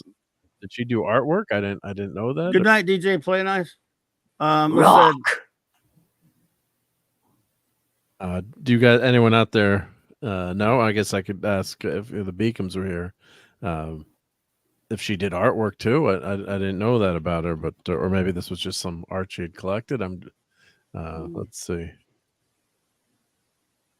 Not so. It was not so. What was it? Did he say it? I'm looking at. He really sent it to me too. Yeah. So it didn't sell during the convention. Didn't sell at the convention. But I don't know if this is art that someone else's art or her art. Oh no, it says she was known as an artist, writer, and strong presence in Star Trek fandom. Okay, so she must have done this. I just always knew her as a writer, but I'm checking now and said she was also an artist. So very, very cool. But yeah. did she do that art? I'm assuming she did. We'll have to ask the Beacons, but it says she's on her bio. It says artist. So, but I mean, I'm trying to find some of her artwork to see if it. Yeah, that kind of maybe it could be. Yeah. So it says she's an artist. So, but either way, it was in her booth. So something she had curated or drawn. So You wanted to show something else on number one? Yeah. I see that. Is that the picture you sent me? Go for it. Did you want to show that? I will, unless you want. I can. Unless you want No, to. no. Go ahead. You Want me can to do show it? Claude. Yeah. Yes, please, honey. I have this as well. I pulled it. I have that on you. Let's see. This is cool. Let you tell everybody the story on this. Love it. That is so cool. Now some Galactica. So I got this as a present from my husband. He Awesome. got it Wow. from somebody and had it sent to me. I don't know if you can get this anymore. I doubt it.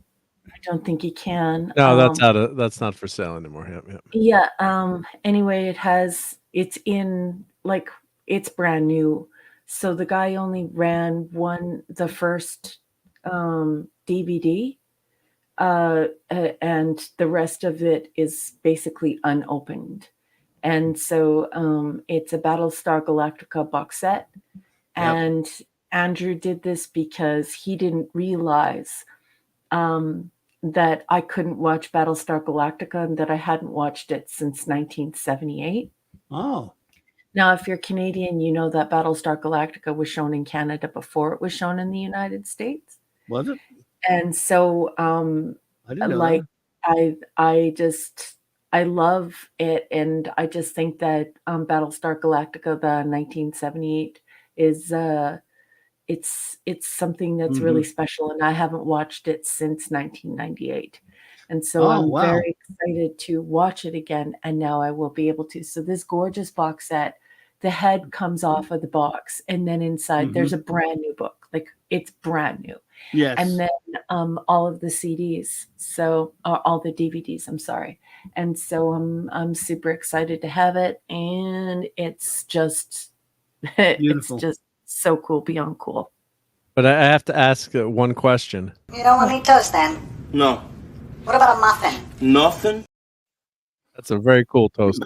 I taught him the difference between a skin job and a toaster today, or cool. not today, but when he gave it to me, and oh my gosh, did he laugh. And I was like, so if we're talking toasters, we're talking OG, and if I say skin job, I'm talking Blade Runner. Yeah.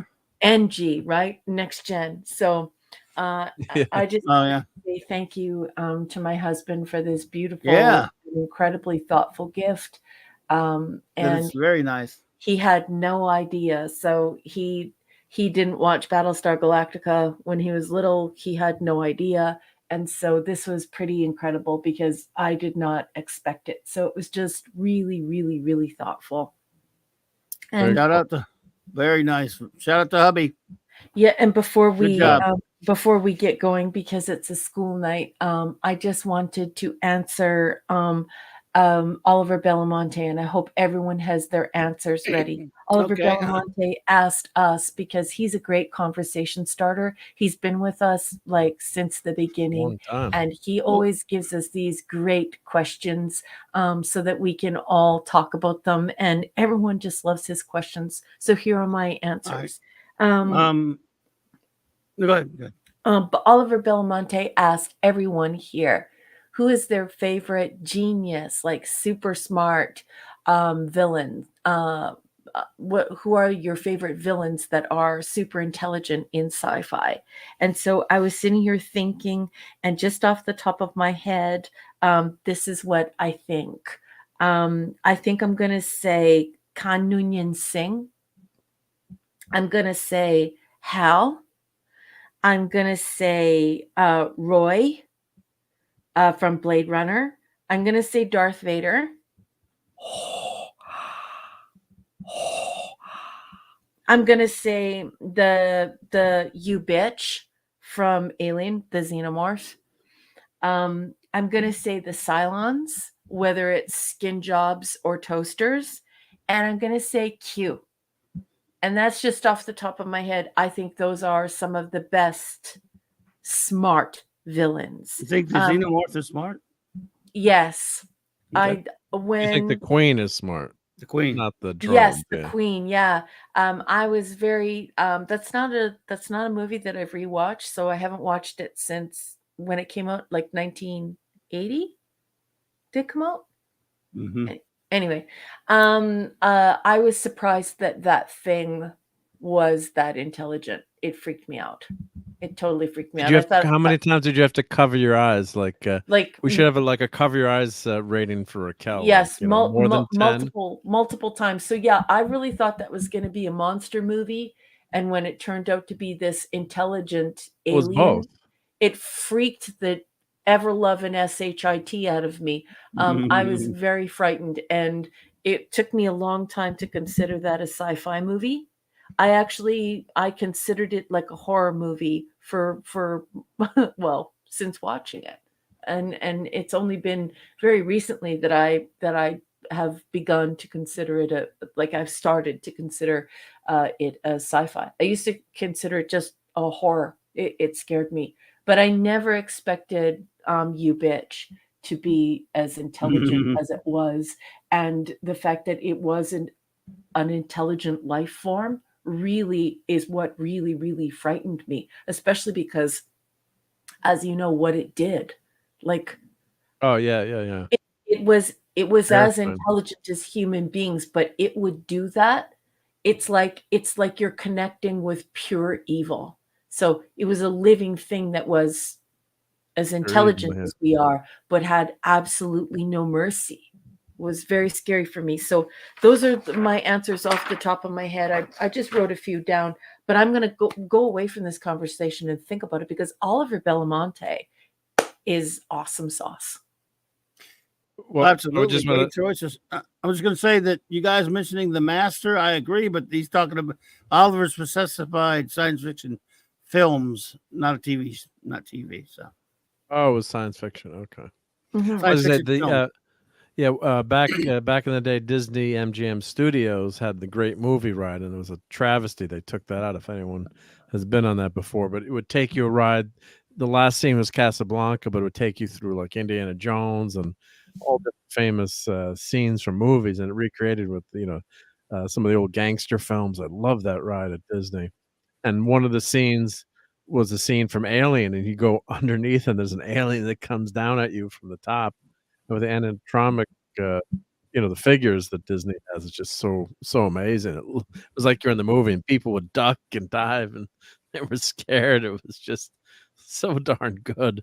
That's a truly terrifying creature by H.R. Geiger, Swiss artist who created that. Do you have any answers for all these questions? Yeah. Well, I was thinking just that. Well, would Dr. Doom count? Because I don't know if that's not kind of side. Now that you're a comic book character, and he hadn't been good. Even he hadn't been any good in any movies. Can I please add Gary Mitchell? Sure. Yeah. Well, TV shows. I mean, he said movies. Yeah, no. He said movies. He said movies. Oh, he said movie. Sci-fi films. Oh, okay. Then I did okay. Yeah. Then I did okay. Yeah, you did okay with Darth Vader's. Yeah, Darth Vader. Honorable mention. Oh wait, you did say Q. You said Q, but I did say Q. Sorry, but yeah, honorable mention from television. I thought Gary Mitchell was terrifying as well. Yeah, I think it should be a separate category, because that way you can get a bunch of both. What I'm saying. Yeah. Clobby, yeah. What are yours, Club? Well, let me give a couple more mine. Mark, okay. Yeah, because we're doing movies. Yeah, well, I would say, Khan, obviously, if you're talking, that counts as a movie. Emperor Palpatine too was pretty damn. I'm not counting the just the originals, not the new garbage. And I guess would the Terminator count as? I guess I would count. Yeah, he's a villain in the first one. So In the Right, South, yeah. he's a great Maximilian one. from Black Hole. Yeah, A good one, Maximum from Black Hole. Yep. Maximilian was good, yeah. Son Lee. Yeah, so those are, and of course, Hal. You mentioned Hal. I don't know, is Hal a real villain or just a computer gone? He was programmed to. Definitely a Computer villain. gone. I mean, he's a bad guy, but he's Whoever programmed him was really the bad He's guy. a But yeah, baddie. He's a baddie. He's a villain. He's the so it's just villain. programming gone wrong. But yeah, I mean, he technically is he's a villain. But and that I just always. I'm you gotta sorry, say- Mark. I can't do that. Wes Cagle. West. Yeah, you can't. You don't have a good movie without a good villain, right? So I don't know if who is the villain in The Thing? I mean, that is you call it. That's just one alien. I guess it's He's an the Thing, right? intelligent villain, though. I mean, that we don't know of any intelligence in that creature. It might be. It did have a spaceship, but it doesn't have a personality. Right. I love that movie, but it doesn't have a personality. That's what I'm wondering. Yeah, I'm just saying you can do anything you want if that's your favorite. But I'm saying, well, that's one of the good villains. But that's what I was thinking about. Does it count? Because it's not.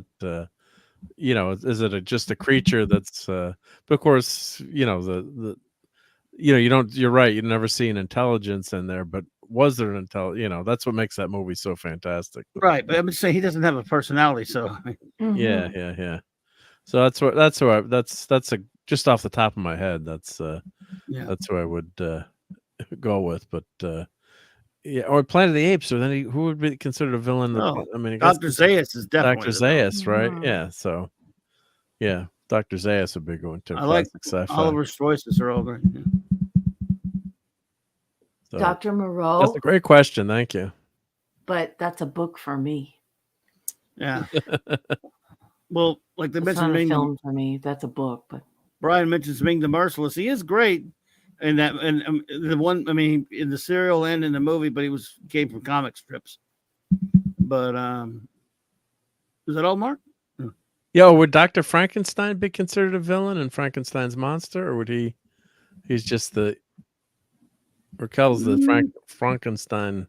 well, no, because he realizes what he's done and recognizes it as evil, and he didn't set out to commit evil. It's just an incredible amount of hubris. But I will tell you that the daemon is definitely the villain and is quite murderous. In fact, in the modern Prometheus by Mary Shelley, not in the campy version that is become pop culture for calling it Frankenstein's monster. In fact, the daemon in Mary Shelley's novel is actually quite terrifying and incredibly intelligent and quite evil.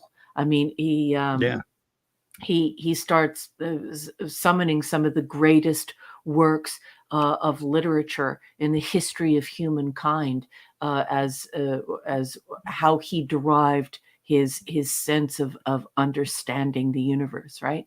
And so it not only is he exceedingly brilliant, but quite wicked for murdering KIDS, tiny KIDS in an act of revenge. So yes, most certainly the daemon, I would say, is yes a terrible, brilliant, a terrifyingly brilliant and despicably truly evil human being. Mm-hmm. Well, I'll tell you, Oliver's got some great choices there. I love Dr. Zaius. Khan does count since he's in a movie. Agent Smith is great in the Matrix. Dr. Zaius, of course, like Clue from Tron is great. David Warner, who played Clue, I'll tell you one. His performance as Jack the Ripper in Time After Time with Roddy McDowell is brilliant. He's a great villain in that. And it's science fiction, and he plays a Jack the Ripper that's nothing like. I mean, they actually has character, and it says he really exists in that. So I think that counts. He's sort of more of a tragic figure, but he is a villain. Dr. Edward Morbius from Forbidden Planet, played by Walter Pidgeon. Ooh, yeah. Good one. Yeah, he's great. Although he's kind of a tragic figure. But let's see. I'm trying to stick with movies. Who's another great one from movies? You've all named pretty much all the great ones from movies already, so there's not much to add. And let's see. Oh, I know one. I'll go with obscure ones.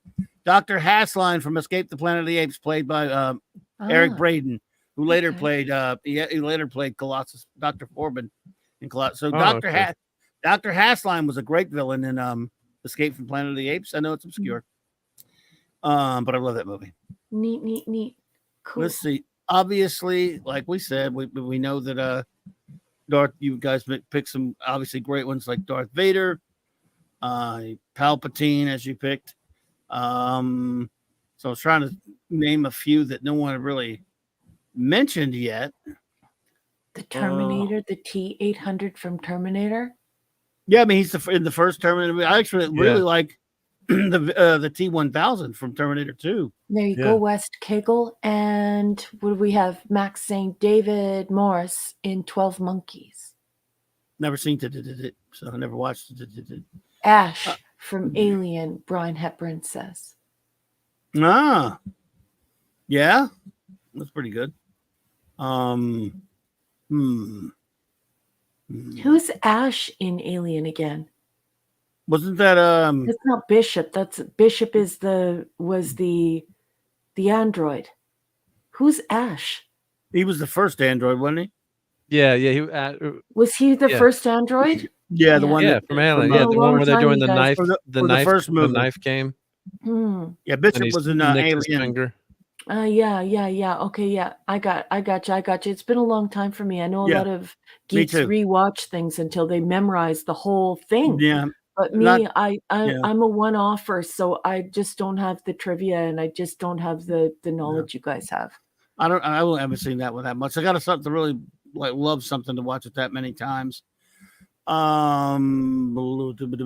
yeah, I mean, you've all named a lot of the best ones. I'd have to really think about it more, Oliver. I'll tell you what, one Oliver one day soon will Alice was played by Ian Holm. That's right. He was Oliver said Skynet. Yes. Yeah. Well, Skynet, of course, yeah. Yes, that's great. Colossus from the Forbin Project, the computer. Yes, right? Colossus. Yeah. Yes, Colossus. That's great. Yeah. Richard Dawson in Running Man. Oh, yes. Oh, that's a good one. Oh, that's right. Yeah. Oh, Richard in that case, Dawson. Oh, Ronnie Cox and Michael Ironside from Total Recall. They're both great. Oh, yes. Oh, yeah. And, that's such a great movie. Absolutely. And Rodney Cox from RoboCop. He was great. And Kurtwood Smith from RoboCop. Great. Yeah. Cruel. Love that terrible. movie. Cruel and terrible. Yep. Oh, let's see. John Lithgow and Christopher Lloyd from The Adventures of Buckaroo Banzai Across the Eighth Dimension. Both great. John Big Booty, and John Warfin. They were great. Yeah, those were great ones. Yeah. So I guess we can't count horror. No, because we're doing science fiction. Otherwise, I would go with Fright Night. And that's one I gotta watch. Fright Night's wonderful. I mean, Chris Sarandon's brilliant in that. I was so scared to watch it, but it's not scary. Well, I'd buy that for $1. I don't think it's scary. I'd buy that for $1. Yeah, Clarence Boddicker is a cop guys. The pool in the basement has ceased, and I'm a half an hour past my due. You have water in your basement? You have a pool? I do. They swim in the basement. Yes. By the way, dolphins. I'm glad you got this set. By the way, I bought it when it first came out, and it's they're dual layer DVDs, but you should be able to play those. And you know why? You know why it's so special? It's because in Canada you can't buy this or Buck Rogers. So Buck Rogers, if you go on your, like, let's say your Fire TV, or you go and you look on Amazon or through any of the applications and you try to watch it where I live, it's not available. So even if he wanted to buy it for me to watch through streaming services, it's not digitally available to me. So this is really special because we're going to throw it on my gear in the basement, my surround sound system, and it's going to be glorious. It's going to be Nice. glorious. Wow, I love it. Well, go to bed. Go watch that. Yep. Yeah, go watch the first one, Saga of the Star World. The first, 3-part. The first pilots in 3 parts. Well, he never watched it when he was little, so he wants to watch it with me. And one of the reasons why I go off air is because he gets up really early in the morning. I understand. And so he has to go to bed. But like, I want Watch you it when guys you to know, can. like, he's super stoked to watch it because he's never watched it before. Oh my! Well, look, I can't wait to. You got to tell us about it. We'll definitely. Yeah. We'll review them one day. Yeah. Well, Does that one have? Does that one have? That must have. That's all the episodes. That doesn't have like the cut where it's a movie for the first. They one, might I have the guess, right? movie. I can't remember now. It might have the movie in it. He was very As a proud of special himself when feature. he told me that it contains all of the blooper reels and has Yes. all of the extras. Oh, it's loaded. It's great. Yeah. I mean, I still that box is fantastic. So I wish yes, I'd bought that when it came out because that's back in Wasn't the cheap, day when they wasn't had these. cheap.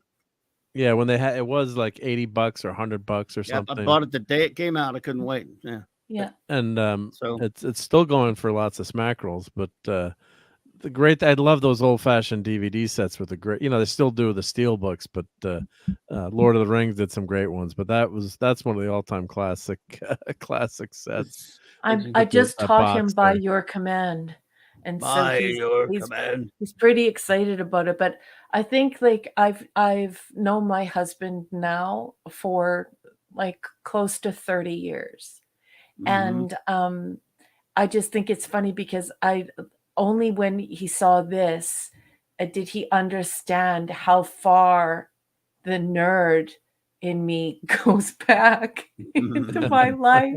And it's just so funny because I showed it to him and he had a huge smile on his face because he's never seen or heard a Cylon say, by your Oh command. wow! And I'm telling him, like this was everything to me when I was young. This was like the coolest thing ever. So By your yeah. command, yeah. Also, it's got 3 hours of deleted scenes and alternate takes. Interview Yeah. with Glenn Larson, 45-minute documentary, The Making, Yeah. featured on the TV series on the Cylons, audio commentary for the pilot episode with Richard Hatch, Dirk Benedict, and Herbert Jefferson. Yeah. Never before seen photos. Oh, the nice book on it. It's a remastered picture and 5.1 Dolby digital surround sound. Very nice. Yeah. Yep. It's cool. Well, number one, I know you got to run, but I do. thank you. Maybe we should review it. We will but do it next. Maybe We'll talk about that another day. I'm so sorry that I have to scoot, That's but you know okay. what? Instead of taking my time to say goodnight to everyone, instead I got to spend some time talking about Oliver's question. I got to talk about Battlestar Galactica, and I got to visit with you guys a little bit longer. Love you. So I love you guys very much. Thank you to everyone Enjoy. who showed up tonight. Thank you for everything that you guys do for us. We're nothing without you. You guys are such great company, such great conversationalists. And each and every one of you, I want to thank you for hanging out with us and just being amazing people. Good night, everyone. Good night, everybody. Take care. Yep. Night, Mark. Night, Clobby. Good Love night. you. Love you. See you Saturday. All right, everybody. Let's get on out of here. You ready? Sure. Why not? Yep. You have anything to say think before we get moving? No, well, I'm going to be doing a member stream this weekend. My much better half is going away for the weekend to play pickleball in Florida with her friends. Oh so wow! I Nice. figured it's a good time I can do a member stream and maybe just do some extra streaming. I'm supposed to work on the yard, in the Northeast when it gets nicer. You're supposed to, so maybe I can hire a robot to do the yard work and I can just stream all weekend. But and we'll be doing late night Fortnite. Oh, and there's a Frankenstein monster at Home Depot. I had an enable, and I'll show Raquel next week. I got to remind Home Depot. Myself. Yeah, the Home Depot is going nuts with animated figures. And they Home have Depot sells figures. Yeah, for Halloween. So they're famous. That 12-foot skeleton they've been selling. So they've got a 7-foot animated Frankenstein monster that's for sale. Wow. This might kill Raquel, but I mean, she's got that alien in her room. So they've got a 7-foot, light up Frankenstein monster, and Well, it's just sold out. It was actually, they had a few this morning, but on their website. But I got to show, because she would go crazy. I mean, if she could have a 7-foot Frankenstein monster, she's behind. Right? Now I got to remember to show it to her next week. But yeah, so I'll do some extra streaming this weekend, and looking forward to hanging out with everyone on Sunday Night Geekery at 10 p.m. Eastern. But I might be a little bit late. I got to figure it out because the wife, as I said, is flying in. Have to pick her up. She's making me pick her up. Why doesn't she just take an Uber? Oh, Really? Sunday, you mean? Oh, gotcha. Yeah, Sunday night. So I got to see what time her flight is, and I got to well, pick her up. But hopefully she won't be too late. It's better off. You don't want to make a ride at an Uber. You never know. I'm kidding. I'm kidding. Yeah. I'm sure you don't want to pick her up. That's pretty close, though. The airport's not too far. It's a close airport. It's a half hour away, so it's not too bad. Yeah. If it was New York City, I would say take an Uber. But yeah. So she's not listening to this, so I won't get into trouble. Yeah. I think she listens. She probably listens. You think she does? Yeah. She told me, she said, "Don't tell him I listen." But I just told you. I'm sorry. Sorry, Mark's wife. Mark's wife. I know was nothing supposed to tell, but now he knows. Yeah. For sure. Yep. Well, look, no announcements or anything then. So, no, just the members. I'll put the member stream up when I probably do it Saturday afternoon, I think. Yep. Show noties and shout outies, everybody. Here we go. Blah, blah, blah, blah, blah, blah, blah, blah. Oh, okay. Tomorrow at 6 p.m. Central, 7 Eastern. On the great J-Man's channel, J-Man, Sean, and myself continue Fantastic Fridays, reviewing Fantastic Four's. All of Jack King Kirby's classic, legendary run on the world's greatest comic magazine, Fantastic Four, 1 through 102, annuals 1 through 6. That is, of course, every Friday, and we do 4 each week. This week it's issues 13 through 16. It's going to be a lot of fun, and then later, if that wasn't enough comic book review for you, we've got on 32 Flavors, 32 Flavors of Dick Weiser's channel. We have Friday Night Comic Shop Talk with the Friday Night Comic Shop Talk boys, 8:30 Central Standard Time. The great D-Bud Martin's going to join us. We're going to review Amazing Spider-Man 41 through 44, into the Ramita era. So it's going to be great. And then the Saturday night Star Trek. 4 more episodes of Star Trek Voyager, Season 6. And at the same Trek time, 9 p.m. Central Standard Time. Same Clubby channel. Look forward to that. And, of course, as Mark mentioned, it'll be the Geekery. We're not sure exactly if it'll be pushed back later or not, but he should be on it as soon as possible. When's your week in the Geek and the Sheet Geek? And then you get some eatery to go along with it. Thank you. Yep. Indeed, it's just. And then Monday, back here for the Legion, actually back on J-Man's channel for our Legion of Superheroes reviews, 7 Eastern, 3 Mondays out of the month we do that. And Monday Night March Comics Talk, and the usual spate of shows next week. So thank you all for being here with us tonight. Shout out our wrenches, the great Eric K., the Bronze Wrencher, the great Chris Persia. Hope your father's doing well, buddy. The great D-Bud Martin, Lord Thoth, Avon lives, long live the Legion, our J-Man, the Wrench Without Fear, Maddie's Daddy, Kal-El, Phantom Outsider, Maximum Redstone, Larry. And let's see, who was with us up in here tonight? Of course, Wes Cagle. Thanks for popping in, buddy. Stephen Mack. I'm going to shout you all out. Let's see, Stephen Mack, Ezra Goldstein, Shalom, Lemon Pie. Let's see. Sentai, Ranger Donnie. Oliver Belamonte, the Tetrarch of Apathy. Hang on. Joe Dogs, Son Lee. It takes me a second to get to the next one, folks. Brian Hepburn.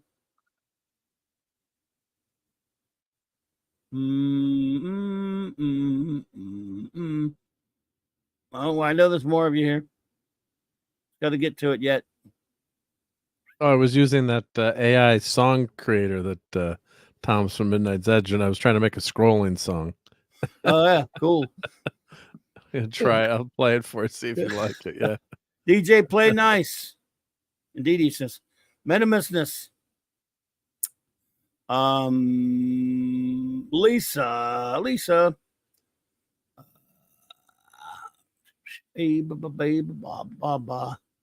Let's see. I know there's more folks. Don't worry, it takes a while to get to them all. Everybody was very busy in the chat tonight. Bro Goo from my hometown. Oh, my chat doesn't go that far because I had to cut out. I'm afraid right. I can't. And let's see if I can remember some of them. Let's see. I'll scroll. FKH was here. That's fine. You don't have to do that. Yeah, Penny was here. Penny was here. FKH was here. Claude Salling, Adrian James. Joe Dog, Keely Chow. Keely Chow was here. I know I already shouted out Joe Dog. Yep. Tex was here. Tex, yep. 1701 Tex, the great Tex was here. Stephen Mack. Got him. Yep. Star Blazing Wolverine 68. Yeah, Star Blazing Wolverine. Yes, was here. That's right. DJ Play Nice. Yep. Blunt Plunk Reviews. Yeah, Blunt Plunk. Yeah. Let's see. Of course, the Beacom, Suzanne Eckstein. Yes, Beacom, Suzanne. Yes. Claude Salling, Penny. Claude, Penny. Yeah. Tim was here. Dave C. Could not be reached. Dave C. Larry was here in the very beginning. Okay, cool, Larry was there. Yep. I think that should be the majority of the list, and we always hate to miss anyone, but I think it might, because when you dump out and you come back in, you lose it. Yeah, you lose it. So, and I remember, of course, we said Ravenscroft. I'm just skimming through. Yep. Yeah, Ravenscroft, RRT and Z was here. Yep.